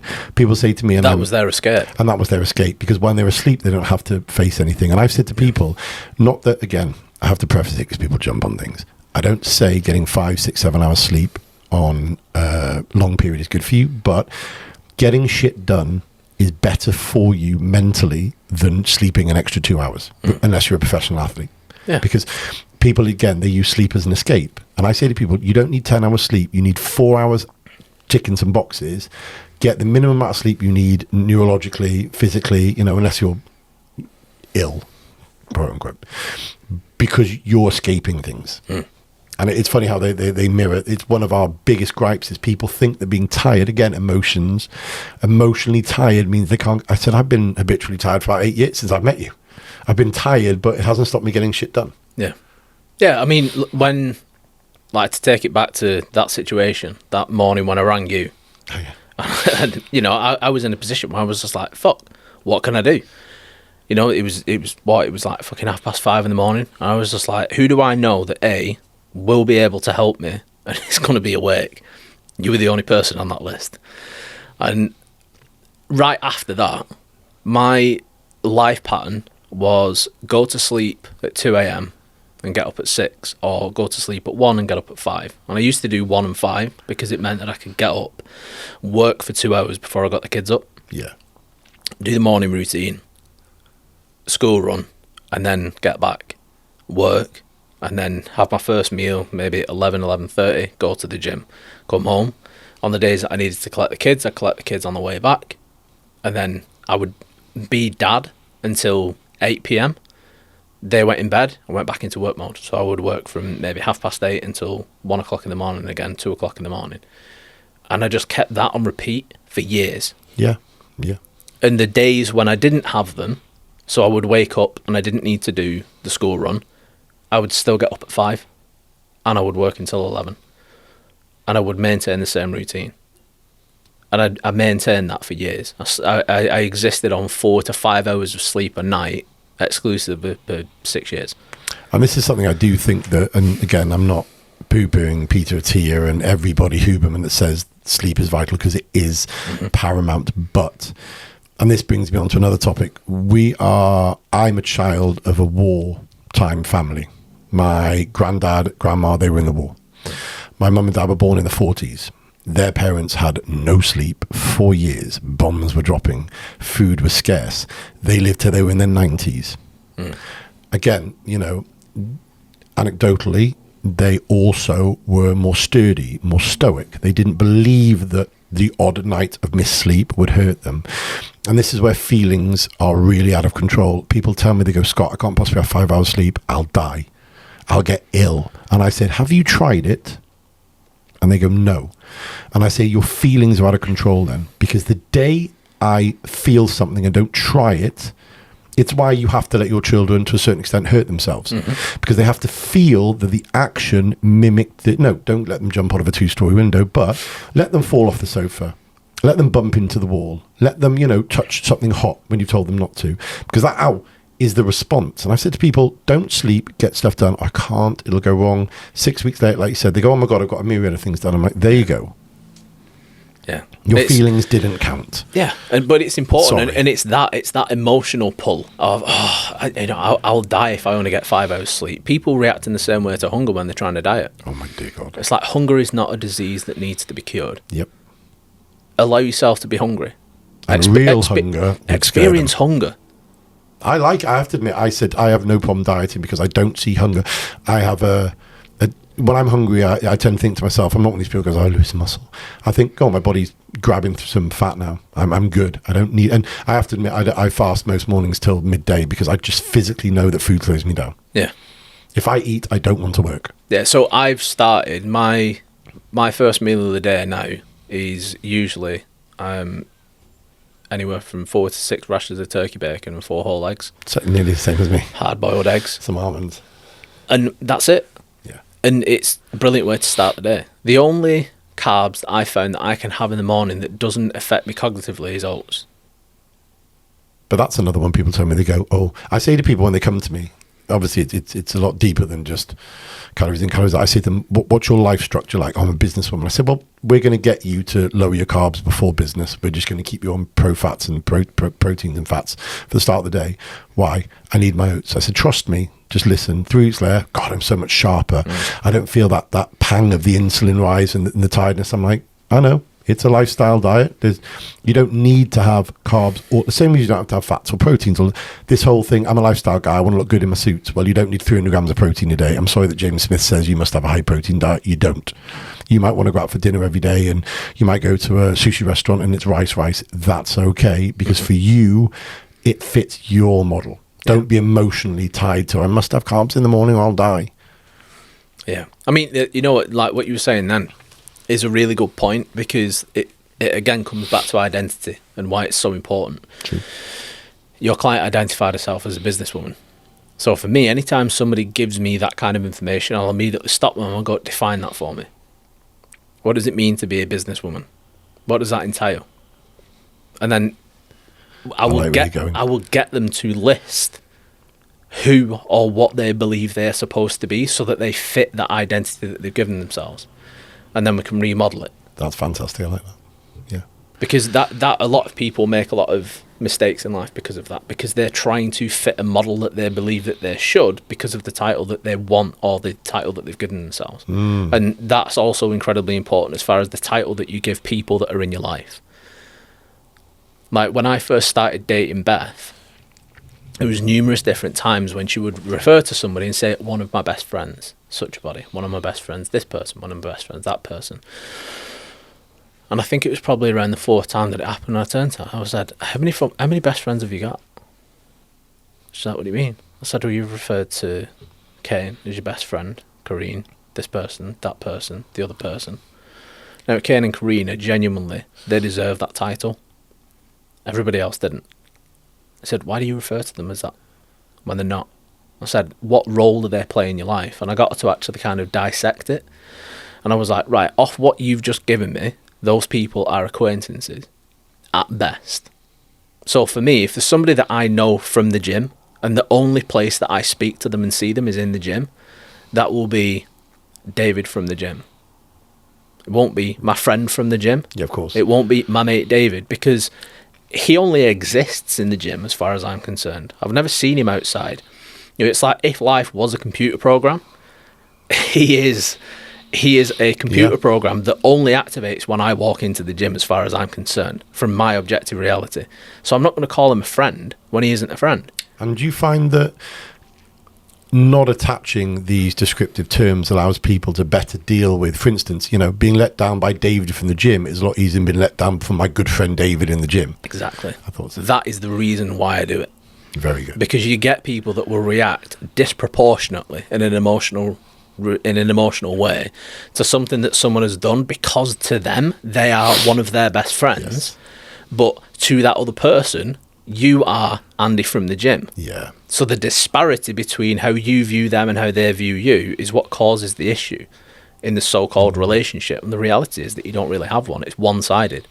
And if you both aligned, you were like, yeah, Andy from the gym, David from the gym, sweet, none of the problems would happen.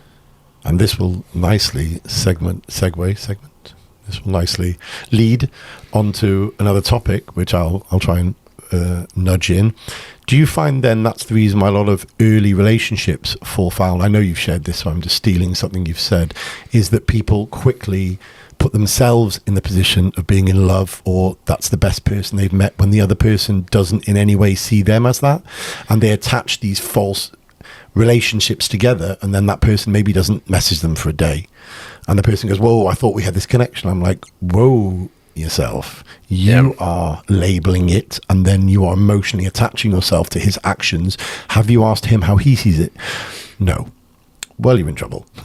Or they have, and dependent on where you are, and again, this is another situation that, when you spoke about it then, and when we spoke about things before, we've gendered it biased towards men, but it happens just as often in the reverse, where you will get a male or a female that doesn't have much self-worth, and they think, if I can land this person, it will give me identity, it will give me purpose, it will give me status. And they hunt like that. Yeah. So as soon as they feel something from that individual, they think, this is incredible. And then when that person says, I'm not in it for a relationship, I don't want a relationship, instead of just accepting that as that person's reality and just going, okay, and then just continue, either choosing, I'm going to continue with it knowing that this isn't going to be a relationship, or because that isn't what I want, I'm going to remove myself from it. A lot of people go, if I can get them to want to be in a relationship with me, that'll make me feel good. They want to get that relationship because then it'll prove that they're worth being with. Yeah. Instead of just waiting for somebody that just wants to be with them as they are. And that's an awful form of validation. It is. But it's only a tiny piece of that puzzle. Because I think one of the biggest issues when it comes to relationships, and I really think it's worse now than it ever has been, is people will meet, you go on a date, you sat across the table from each other, and he's sat there thinking, shit, did she just find what I said funny? I hope she likes me. Am I tall enough? Are my muscles big enough? Does she find me attractive? Meanwhile, she's sat on the other side of the table doing the exact same thing. Yeah. And she's thinking, like, what sort of girl does he want? And she's trying to be the girl that she thinks he wants her to be, and he's trying to be the guy that he thinks she wants him to be. So what you've got is two people sat across from the table, and neither of them have met each other. Yeah. They're just being shown who they think the other person wants them to be. And if you get two people doing that really want to be in a relationship because they don't like being alone, you end up with two people in a relationship that after 3 or 4 months, when the ability to maintain that facade completely breaks down because you psychologically can't keep it up anymore, you end up with two people in a relationship and like, who the fuck are you? You aren't the person that I met. Your taste in music's different, your sense of humour's different, the way that you dress is different, your attitude towards certain things is different. So with my clients, I always advise them, understand exactly, without any wiggle room for question, what your core values are. From a financial standpoint, societal, psychological, relationship, family, political, religion, all the things that are genuinely important. And then measure the other person off those. Not what they just present to you. Actually get into a conversation that gives you much more broad information about them that isn't surface level shit like, what's your favourite film? Who's your favourite actor? What's your favourite colour? There's a pandemic of people who talk to me anecdotally on plan, and they'll say, "Oh, I went out with this guy, and he shares the same music as me, and we like the same films. It's love." And I'm like, Jesus, that's superficial. Yeah. That if you can't go to the cinema then or a club, then you're dead. You're dead meat.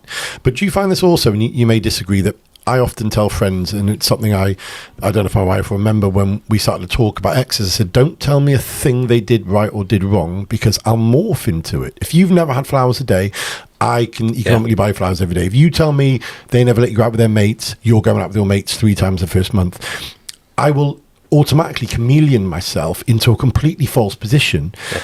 I know a friend who did that, and over the week she went out more, and he was like, "Oh God, I really love this girl. She can't keep going out."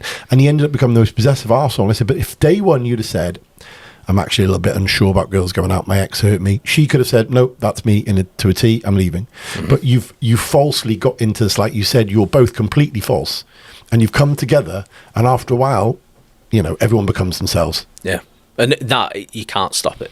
Yeah, you really can't stop it. And more people, again, it comes back to honesty.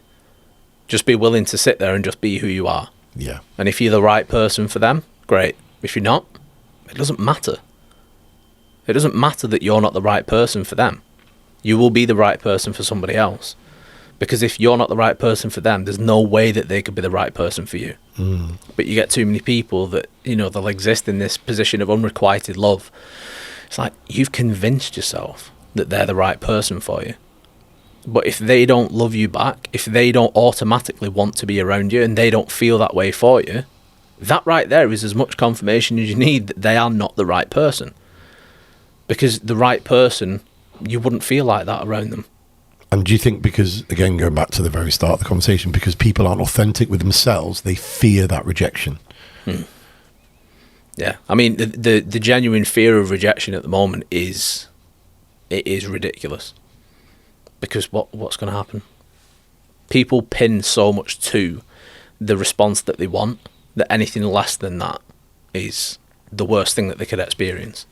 And do you think that's a lack of free thinking? Because I know one topic I want to talk about, and again, it's kind of filtered in, is the ability of people to trust things blindly, like the government, like the media, without actually sitting there. For instance, your example of sitting there and going, actually, that guy clearly doesn't communicate with me, isn't trying to see me, he doesn't like me, that's okay, I'll move on. And the signs I'm seeing, I know a big topic in COVID was when I said to people, I don't see people dropping dead around me. So I'm going to go by this a lot more than I'm going to go by what the media says. And now obviously the media's come out that the figures are wrong and the stats are wrong and the death rates are wrong. But I said to people, at what point do you just trust blindly things around you and don't go by your own interpretation of them? Yeah, I think one of the most ironic things about it is that a lot of the people that are very anti-government believe themselves to be awake. They're not sheep. They're free thinkers. They're critical. They think critically, and they don't. They are just the opposition of the people that follow everything that the government says. Yeah. Because anything that the government says, they go against, and even the most basic logic dictates that isn't going to be the case. If you actually had the ability to think critically, you would be able to look at everything as it is and put it together and go, well, actually, there's enough patterns of regularity with that the government have done to prove that that's genuine. Yeah. There's enough patterns of regularity with that to prove that that's false. Same thing with the conspiracy theories. You'll get some people that started in or out on it. I'm like, how can you be? There's foot in and foot out with many things. Yeah, but this is where it comes down to it, where people, it's like opposing teams. Bigfoot is real. Like you talk to somebody and you align on your beliefs with COVID, whatever that is. Yeah. And then you bring up something else that is a conspiracy theory, and you see a different angle. All of a sudden, you're now no longer aligned. And you are now part of the opposition in whatever they think. Oh, going back to the first when you said about people not being able to emotionally regulate. I found people literally, if they say to you, "Oh, are you a conservative Labour?" and you say, "Oh, I'm Labour," they go, "Oh, Jesus." And I said, the other 55 million things you like about me wasn't tainted by the fact that I believe that Labour are predicated to doing better change, and like you said, people are unable to separate that identity. It's like I said something the other day about, I used to be big on keto diets, not so much now. And someone said, I can't believe it. I said, that wasn't my identity. It's just at the time I was more pro-fat guy. Yeah. And it was as if I just said to them, I've gone from being an Amish to a communist. And I thought, Christ almighty, it's not that cut and dry. Yeah, but that's because people see identities as a single layer. Yeah. They can't understand that you can be layer upon layer upon layer upon layer, and you can completely align entirely on one topic. You can completely misalign on another, and you can be kind of in a middle ground with each other on another one. Like, oh yeah, I see your point, but this is the way that I see things, and you disagree, but you're fine about it. People can't do that anymore. Well, it's like the Andrew Tate thing. We watched a documentary last night, and someone had asked me, so what do you think of him? They said, I hate him. I said, well, you can't hate him. You can only hate things he did or said. What are they? No, I hate him. What do you think? I said, I love his business mind. I love his athletic career. I love the fact he seems family orientated. I love the fact he's very money based. I don't like this form of patronization against people who haven't made money. I don't like the fact that he clearly, so the government showed finance a lot of things that he made out he didn't, and that he has a kind of this delusion of grandeur when it comes to being a billionaire, which he clearly isn't. But I see but I've separated it. It's like I had a conversation with a friend of mine who's Muslim, good friend of mine on Gaza and things. I said, I can separate the communists' position of the democratic position of Israel. I can position Israel against the Hamas. I can also position myself that Israel are doing wrong in the Gaza. I can also say that Hamas should get out. I said, this isn't me being pro Palestine or pro-Israel. I understand why Russia and Iran and China are communists and they don't like Israel. I can also see why America, like the democratic republics like Israel, I'm not in or out. So ask me, do I think genocide's happening? Yes. Do I think China right to back Iran with? No, because Hamas are clearly terrorists. I'm not pro anybody, but they looked at me again and I went, I can't have these conversations with you. So let's still be friends on the gym, on business. And it's like the idea that people go, I bet your friends are all in business. I'm like, no, I'm not that boring. I've got friends who do nothing like I do. I've got friends who are worth 100 times more. We don't sit at dinner and go, hi, are you opposed to the way the Industrial Revolution fell down and the way Portugal needs to? Not at all. We'll go, mate, see the football on the weekend. Oh, mate, that girl we used to date, mate, she's gone. Like, you have, and that's what, but it's like you have to be, why don't you date someone who's a lawyer? What? Like, I'm a lawyer. Why would I want to date someone who's a lawyer? It's that idea that your identity is something you have to share with everybody and everything, and it has to be equal and not the layers, like you said. It has to be complete alignment. Yep. You know, and it's just false. But it's because of that one-dimensional thinking and one-dimensional identity that there's so many problems in the world. Because people identify with whatever it is. Somebody starts to feel a little bit low. I'm depressed. Jesus. Brilliant. So now, whatever they define as a depressed person, they start following those patterns of behaviour.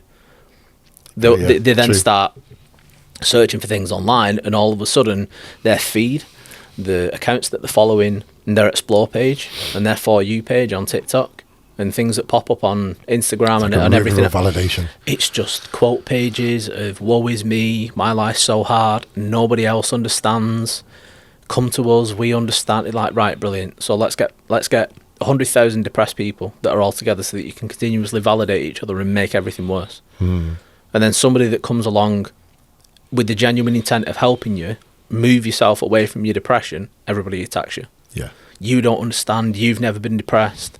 How do you know I've never been depressed? Because you don't think like us. That doesn't mean anything. Yeah, of course. But that's the way that you think.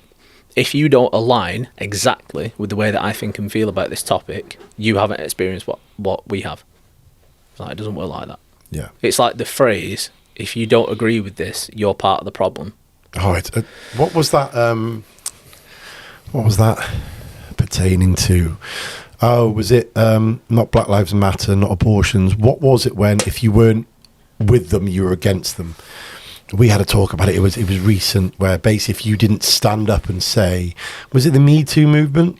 Yeah. Which brings us into the topic I want to end on, actually. And I said to someone the other day, I said, you have no idea what masculinity is because you're a woman. And I mean that to sound that way, because every woman who's ever had a conversation with me about what their boyfriend and husband thinks is wrong in every respect. The same as every single guy that's tried to guess what a woman's doing is wrong. It's men are from Venus, women are from Mars, or whichever way around that goes. And I said to someone the other day that the way you visualize yourself in a situation as the victim or the aggressor or the alpha male will indicate really kind of the path you're on. So when someone comes to you and they say things like, if you're not with me, you're against me, how would you change their position, because I do think it causes so much divide. For instance, toxic masculinity. When someone first said it to me, I didn't have a clue what they meant. When they described it, I went, wow, you've just pigeonholed every strong man who has a predilection to being violent at times when he needs to be, being forthright at times when he needs to be, putting his foot down when he needs to, and all that's toxic. Then all men are doomed. Yeah, society is doomed. 100%. Because it was like with the Me Too movement, where there was that ridiculous moment where people were talking about setting a curfew for all men. Oh, God, we had that conversation. And I remember speaking to people at the time. I was like, what do you actually think would happen if from 7 p.m. onwards, all law-abiding men remained at home? Like, do you think that the people that already break the law on a regular basis would abide by it? The very kind of people that you think you're going to be protecting women from are still going to be on the street. The difference is that a lot of the deterrents to what they want to do are now going to be at home. And I can't remember which one of my female friends it was that I was talking to, and she just didn't accept it. She was like, no, I don't believe that. And I was like, all right. I said, let's run a little scenario. I said, you're walking down the street, it's late at night, it's dark. I said, and you can hear footsteps 5 paces behind you. I said, you can tell by the sound of it that it's a man. I was like, how do you feel now? And she was just like, scared. I was like, right. I said, you've looked down and you look up, and all of a sudden I'm walking towards you, or somebody of my build, somebody of my stature, my appearance. I said, how do you feel now? She was like, I'd feel calmer. I was like, why? She was like, because. I was like, go on, say it. And the deterrent is? I was like, you would feel safer because you know that the chances are, if this guy was going to attack you, the chances of that happening knowing that I'm in earshot, in physical reaching distance, it's not going to happen. Even if you got around the corner, that guy is now going to think, if I grab her and she screams, that guy is going to be around here in 20 seconds. Yeah. Because everybody that does that kind of thing, anybody that commits any kind of sexual assault, they are cowards. 100%. They would never want to go toe-to-toe with a man. Ever. And that would be the biggest deterrent. And they wanted to put us all away. So all the kind of toxic masculine men that would, in moments like that, happily and willingly engage in physical combat with another man, get into it, they wanted to get rid of us all. And it was just absurd. I understand the fear side of things. 100%. But the problem is that the government and social media perpetuated the fear, completely irrational, in that moment. And that was the last thing that we needed. I said to a woman we were talking about, I actually did a story about it the rare time I cross over into the intersexual dynamics. And I said to her, I said, I will tell you, every man I know who will stand up for a woman in a pub or a bar has, on, like you said, on bleed, certain toxic traits. One of them is self-belief, to put his face in the way of that guy, knowing that he may come out on top for you. If he didn't have that toxic trait of certain aggressive self-worth, like a soldier, that predator would tear through you. The confidence to walk up and go, hey, this is my girlfriend, mate, what's your problem? That comes from the confidence, which can exhibit itself as toxic in the wrong hands. A lion will rip through a lot of the animal kingdom, but see it with its cubs and it's calm. You're trying to stop men having the common sense to know better. Sorry, good for bad. I said I have never walked behind a woman at night. I know better. Yeah. I know people who will. They are the problem, not me. You know, as Jordan Peterson said, you know, better to have a warrior in a garden than a gardener in a war. You are stopping stronger men who have toxic traits, because I said there is no black and white to toxic masculinity the way I see it. Strong men will always want to provide, will always want to protect, and will always want to better themselves. The billionaires, the millionaires, the athletes, the soldiers. The very thing that protects society is woven intrinsically into toxic males. The ones who abuse and rape and hurt are not them. And if they are, it will be such a small percentage. I remember in university, and the minute something would happen, the petite girls would stand behind us. Yeah. Because they automatically knew, they were pre-designed to know that we would protect them. And I said to my wife and everyone at the time, I said, every man you watch who's a predator, you will not find in a war, in a rugby club, in a bodybuilder's gym. There may be some, but on the whole, they are the people you need to go to, because they will be the ones to save people. Yeah. And I agree with you. And I said, women trying to pick the men who do this is that we know the ones. Yeah. And you know what? I think that's another element of it as well. I mean, like everything that you were saying then as far as where to go and what sort of men are going to be the ones that would protect women is correct 99% of the time. You're always going to get anomalies, that you will have men that will look and present and act as that type of man that will also have that disgusting undertone where they will, you know, attack women. That is just always going to be the case. But it's the largest minority. It's so few in comparison to how many men there are. But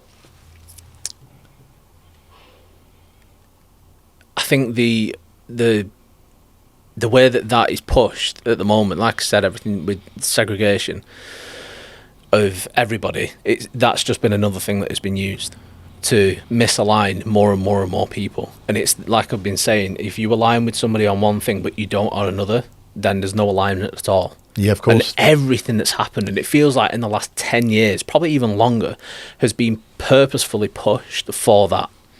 At the moment, it's Israel and Palestine. You know, you've got American politics, you know, Trump, Biden, that whole thing. You know, prior to that, it was Trump and Clinton.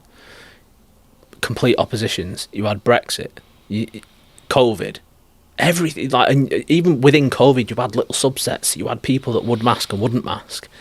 And you weren't allowed to have a little bit here, I'll mask here but not there. It was do you mask or not? Yeah, that was like within both of those groups, you would have people that would mask but wouldn't vaccinate. Yeah, of course. And then you'd have people that wouldn't mask or vaccinate or wouldn't do anything. You know, and if you looked at it, you know, as like a diagram that spread out, you would see just how segregated everybody became. You get like the isolation that people experience at different times is huge, because as soon as you misalign with someone, you think, right, I have nothing to do with you because I don't like the way you view that one thing. It's like when you were saying before, you have one thing that somebody doesn't agree with, and the 50 things that they do agree with don't matter. And it's the same thing. You could do 500 positive things for different people, do one thing wrong, and everybody will vilify you. All those 500 things get forgotten about. Yeah. They aren't important because you've done one thing wrong. So how would you save, because I think it is getting that way, because I see the amount of pushback from feminist groups, the pro and negative trans movement, which I think is crazy. You know, ridiculous. I'm not on Twitter, but someone sent me a feed actually said, what's your opinion? And there was a trans lady that said, if I got to get this right, if a male meets a trans female and turns him down at the point of sex, then he's transphobic. And I said, no, he's just straight. Yeah. And because to be phobic, you have to have a phobia of fear. He just doesn't have a predilection to men, and that's okay to choose at the point of sex to turn around. And she went, no, you're completely wrong. She said, that's literally transphobic. And I went, we are doomed if that's a thing. Yeah.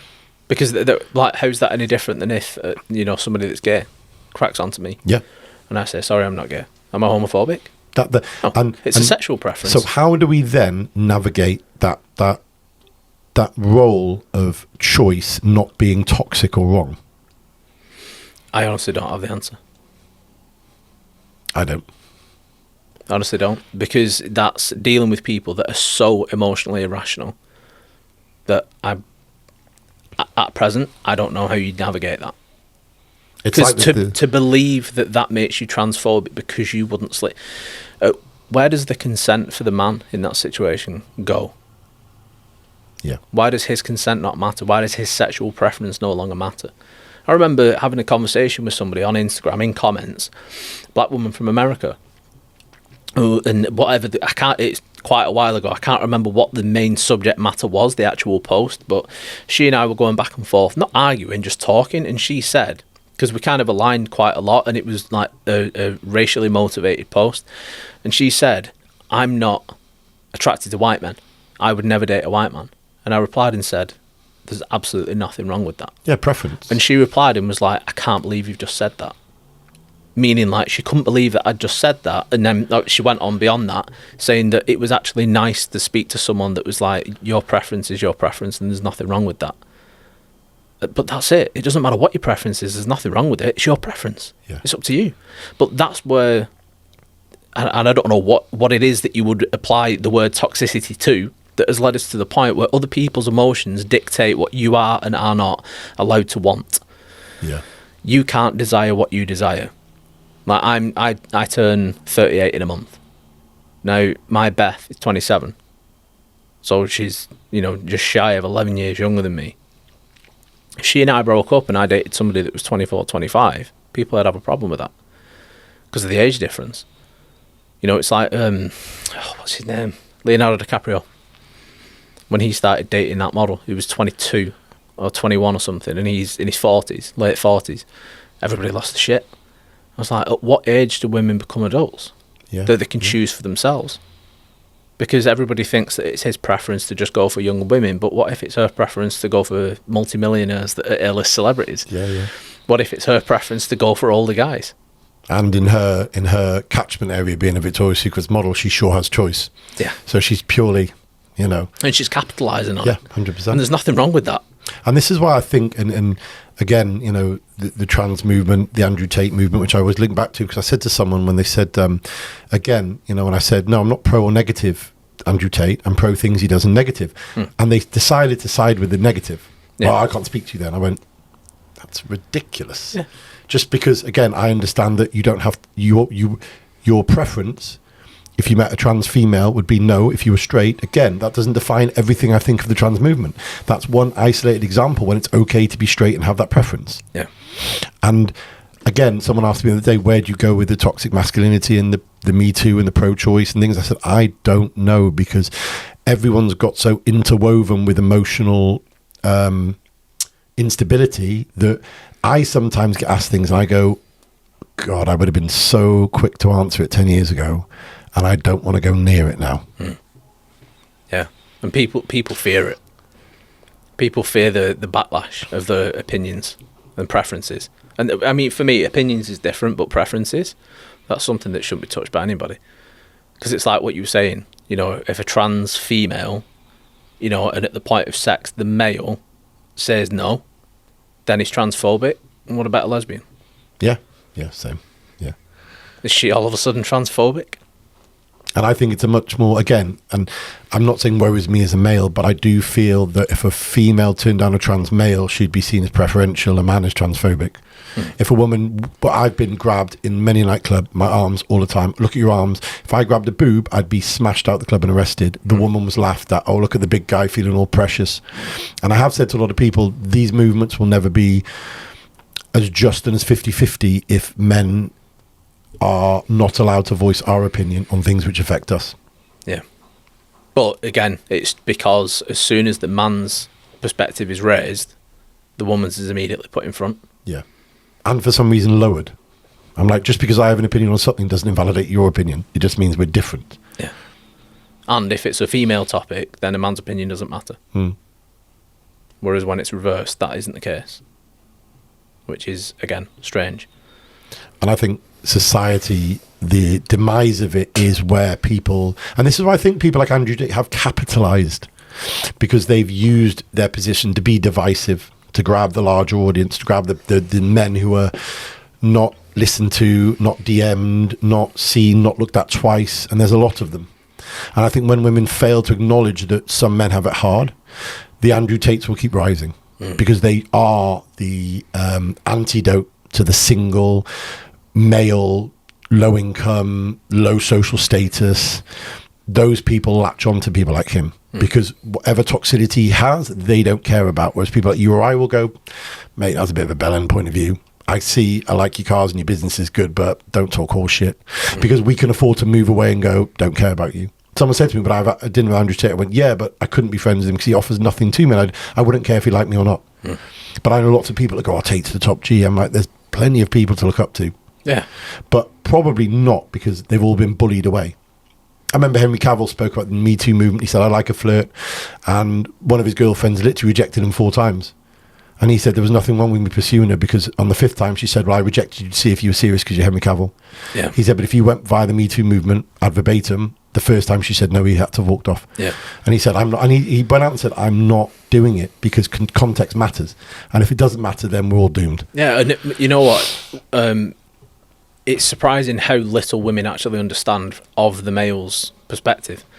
So one of my closest friends, she's recently separated from her partner, so now ex.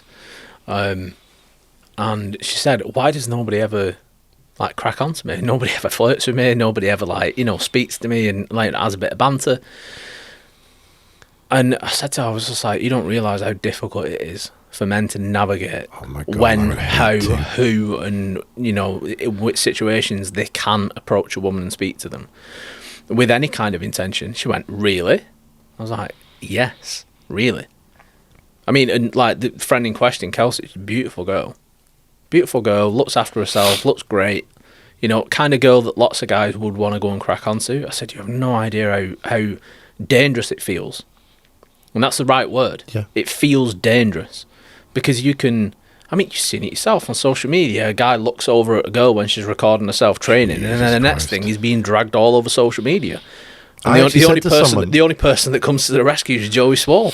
I actually said to someone when I shared a Joey Swall post, I said to them, when is looking at someone some form of sexual harassment? Yeah. Especially in a gym where if you look good, people look. Men will look at men, and no man has ever gone, stop staring at me. You're like, cheers, mate. He's like, good arms. You're like, great. But why is that some kind of deprived sexual dynamic that I wasn't party to? If a girl goes in the gym with abs and hot pants on, 99% of everyone is looking at her. That's a compliment. If they start walking in front of you and trying to grab you, we all know where to draw the line. Yeah. But that line seems to be so blurred, it's insane. Yeah. And I'm glad I don't train in gyms where that happens. For me, it's the difference between looking and staring. Yeah. Yeah. So it's like, I've even said to people before, like males, friends, like if you see a girl in the gym or anywhere and you think she's gorgeous, it's like, by all means look, but then look away. Yeah, of course. And if you look a second time, don't look again after that. Yeah. Because that's when you're overstepping the mark. There's a difference between admiring the way that somebody looks, like regardless of whether it's just from a purely sexual standpoint or not, but there's a difference between admiring the way that somebody looks and then being too much. And isn't it crazy when I have to point this out? Yeah. I honestly said something I didn't know. People stared to the point where this now needed to be pointed out, because in my day you go, he looks great, she's in great shape, and then you'd be in the gym to work out. But seeing some of these videos, and obviously there's the slant that people are blatantly trying to virtue signal and attention seek, but that's another huge problem at the moment. Virtue signaling. I mean, I think we touched on it briefly before when I referenced Elon, but it's look at me, Elon, like we're friends. But it's people's desire to look good, and they've no intention of actually helping people. Of course. They will use any social group, any community, any culture, any creed, anything to try to look better. And it's for nothing other than personal gain. Like me, I haven't posted at all about Israel and Palestine. It's not because I don't care.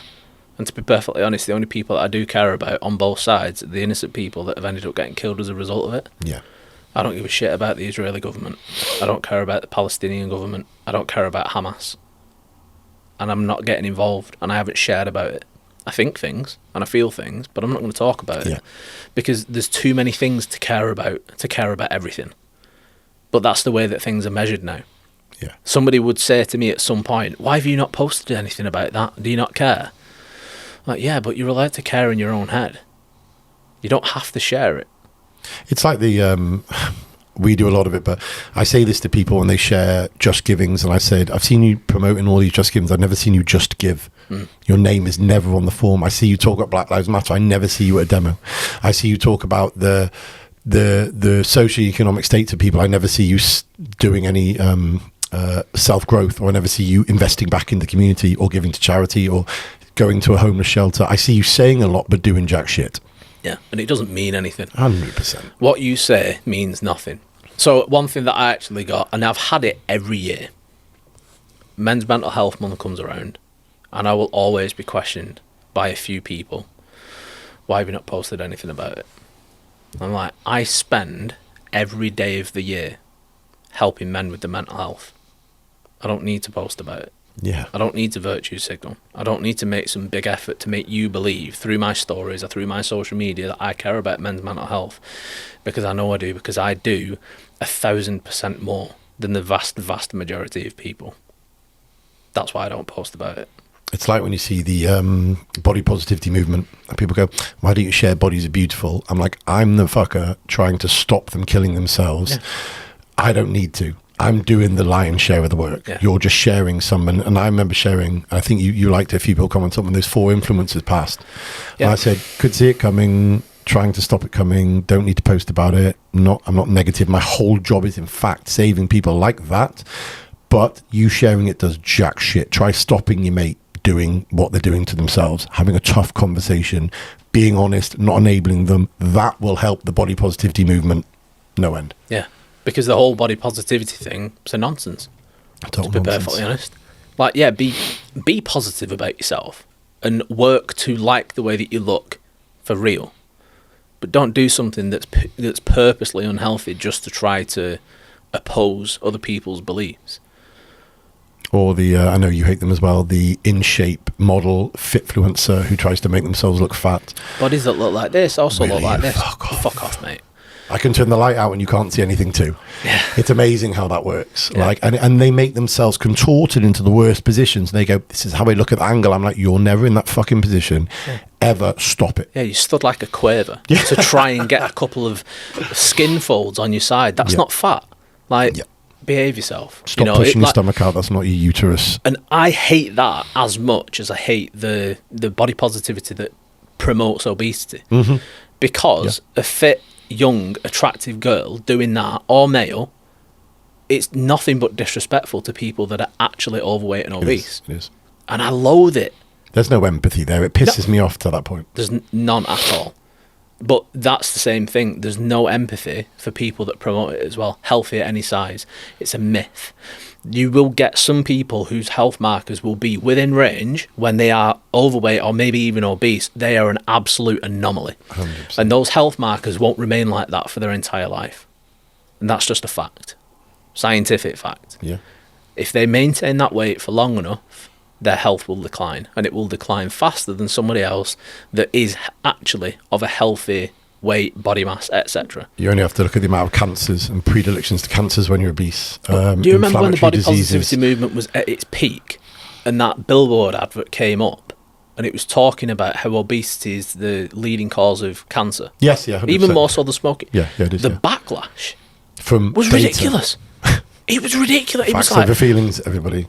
That was it. You can't post that. It's shaming people. No, it's not. It's just highlighting the facts. It's no different than saying to an alcoholic, we need to get you help, otherwise you're going to kill yourself. You're going to drink yourself to death.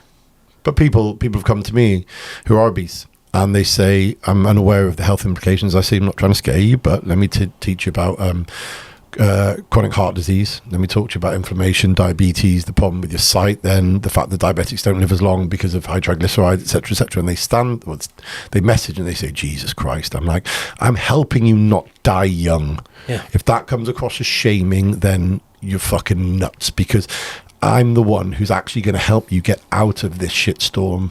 I'm not doing it to go, ha ha, you're not me.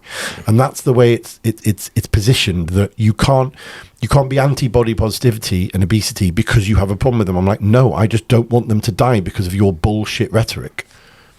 Yeah. Some people just need they need honesty, but they need a heavy dose of it sometimes. 100%, because you can't feather it with some people because it's not enough. And some people, the people in their corner are louder. You need to slap it across the face. Yeah. I got one woman to stop smoking purely because I had a conversation with her, and it was, I've tried loads and I just can't. I was like, you don't want to. Of course. And she was just like, no, I don't. I was just like, well, you don't want to. I said, otherwise you would have. I was just like, but like, what about your health? And she was just kind of a bit flippant about it. It just wasn't. I think she was just one of those people that believed it wouldn't happen to her. I said to her, it was just like, you've got kids, grown, they were adults. It's like, have you got grandkids? She's like, no, not yet. I was like, yeah, you probably won't, have it. She's like, well, yeah, I will. My daughter and her partner are trying. I was like, yeah, but you won't be alive to see them. That's my point.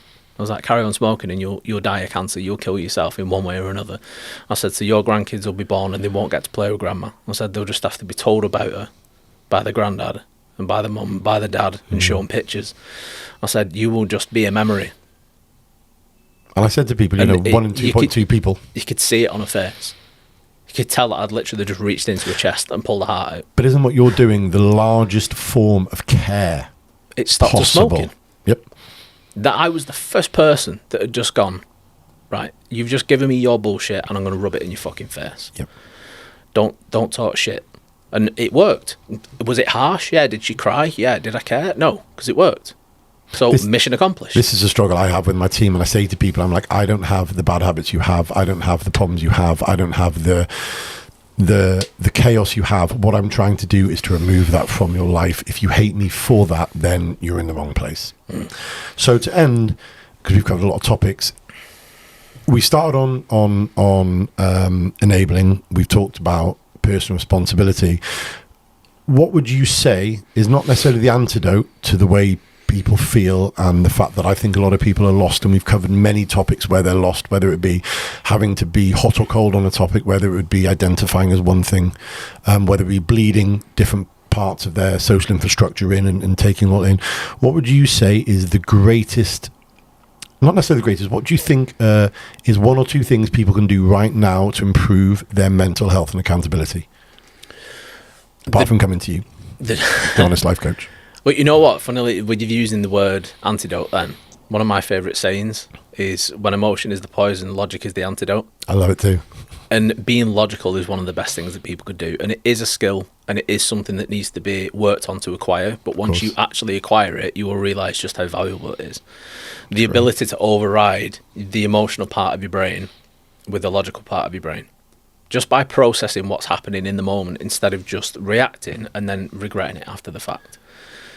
And for me, the development of self-esteem is something that is completely misunderstood. And the easiest way for me to describe it is you develop self-esteem by doing what you say you're going to do. Yeah. Which is, again, it's inherent to integrity and honesty and being trustworthy. Because every time you tell yourself that you're going to do something and then you don't, or you tell yourself you're not going to do something and then you do, you chip away your confidence, your self-esteem, your ability to trust. There's a huge list of things that happen every time you do that.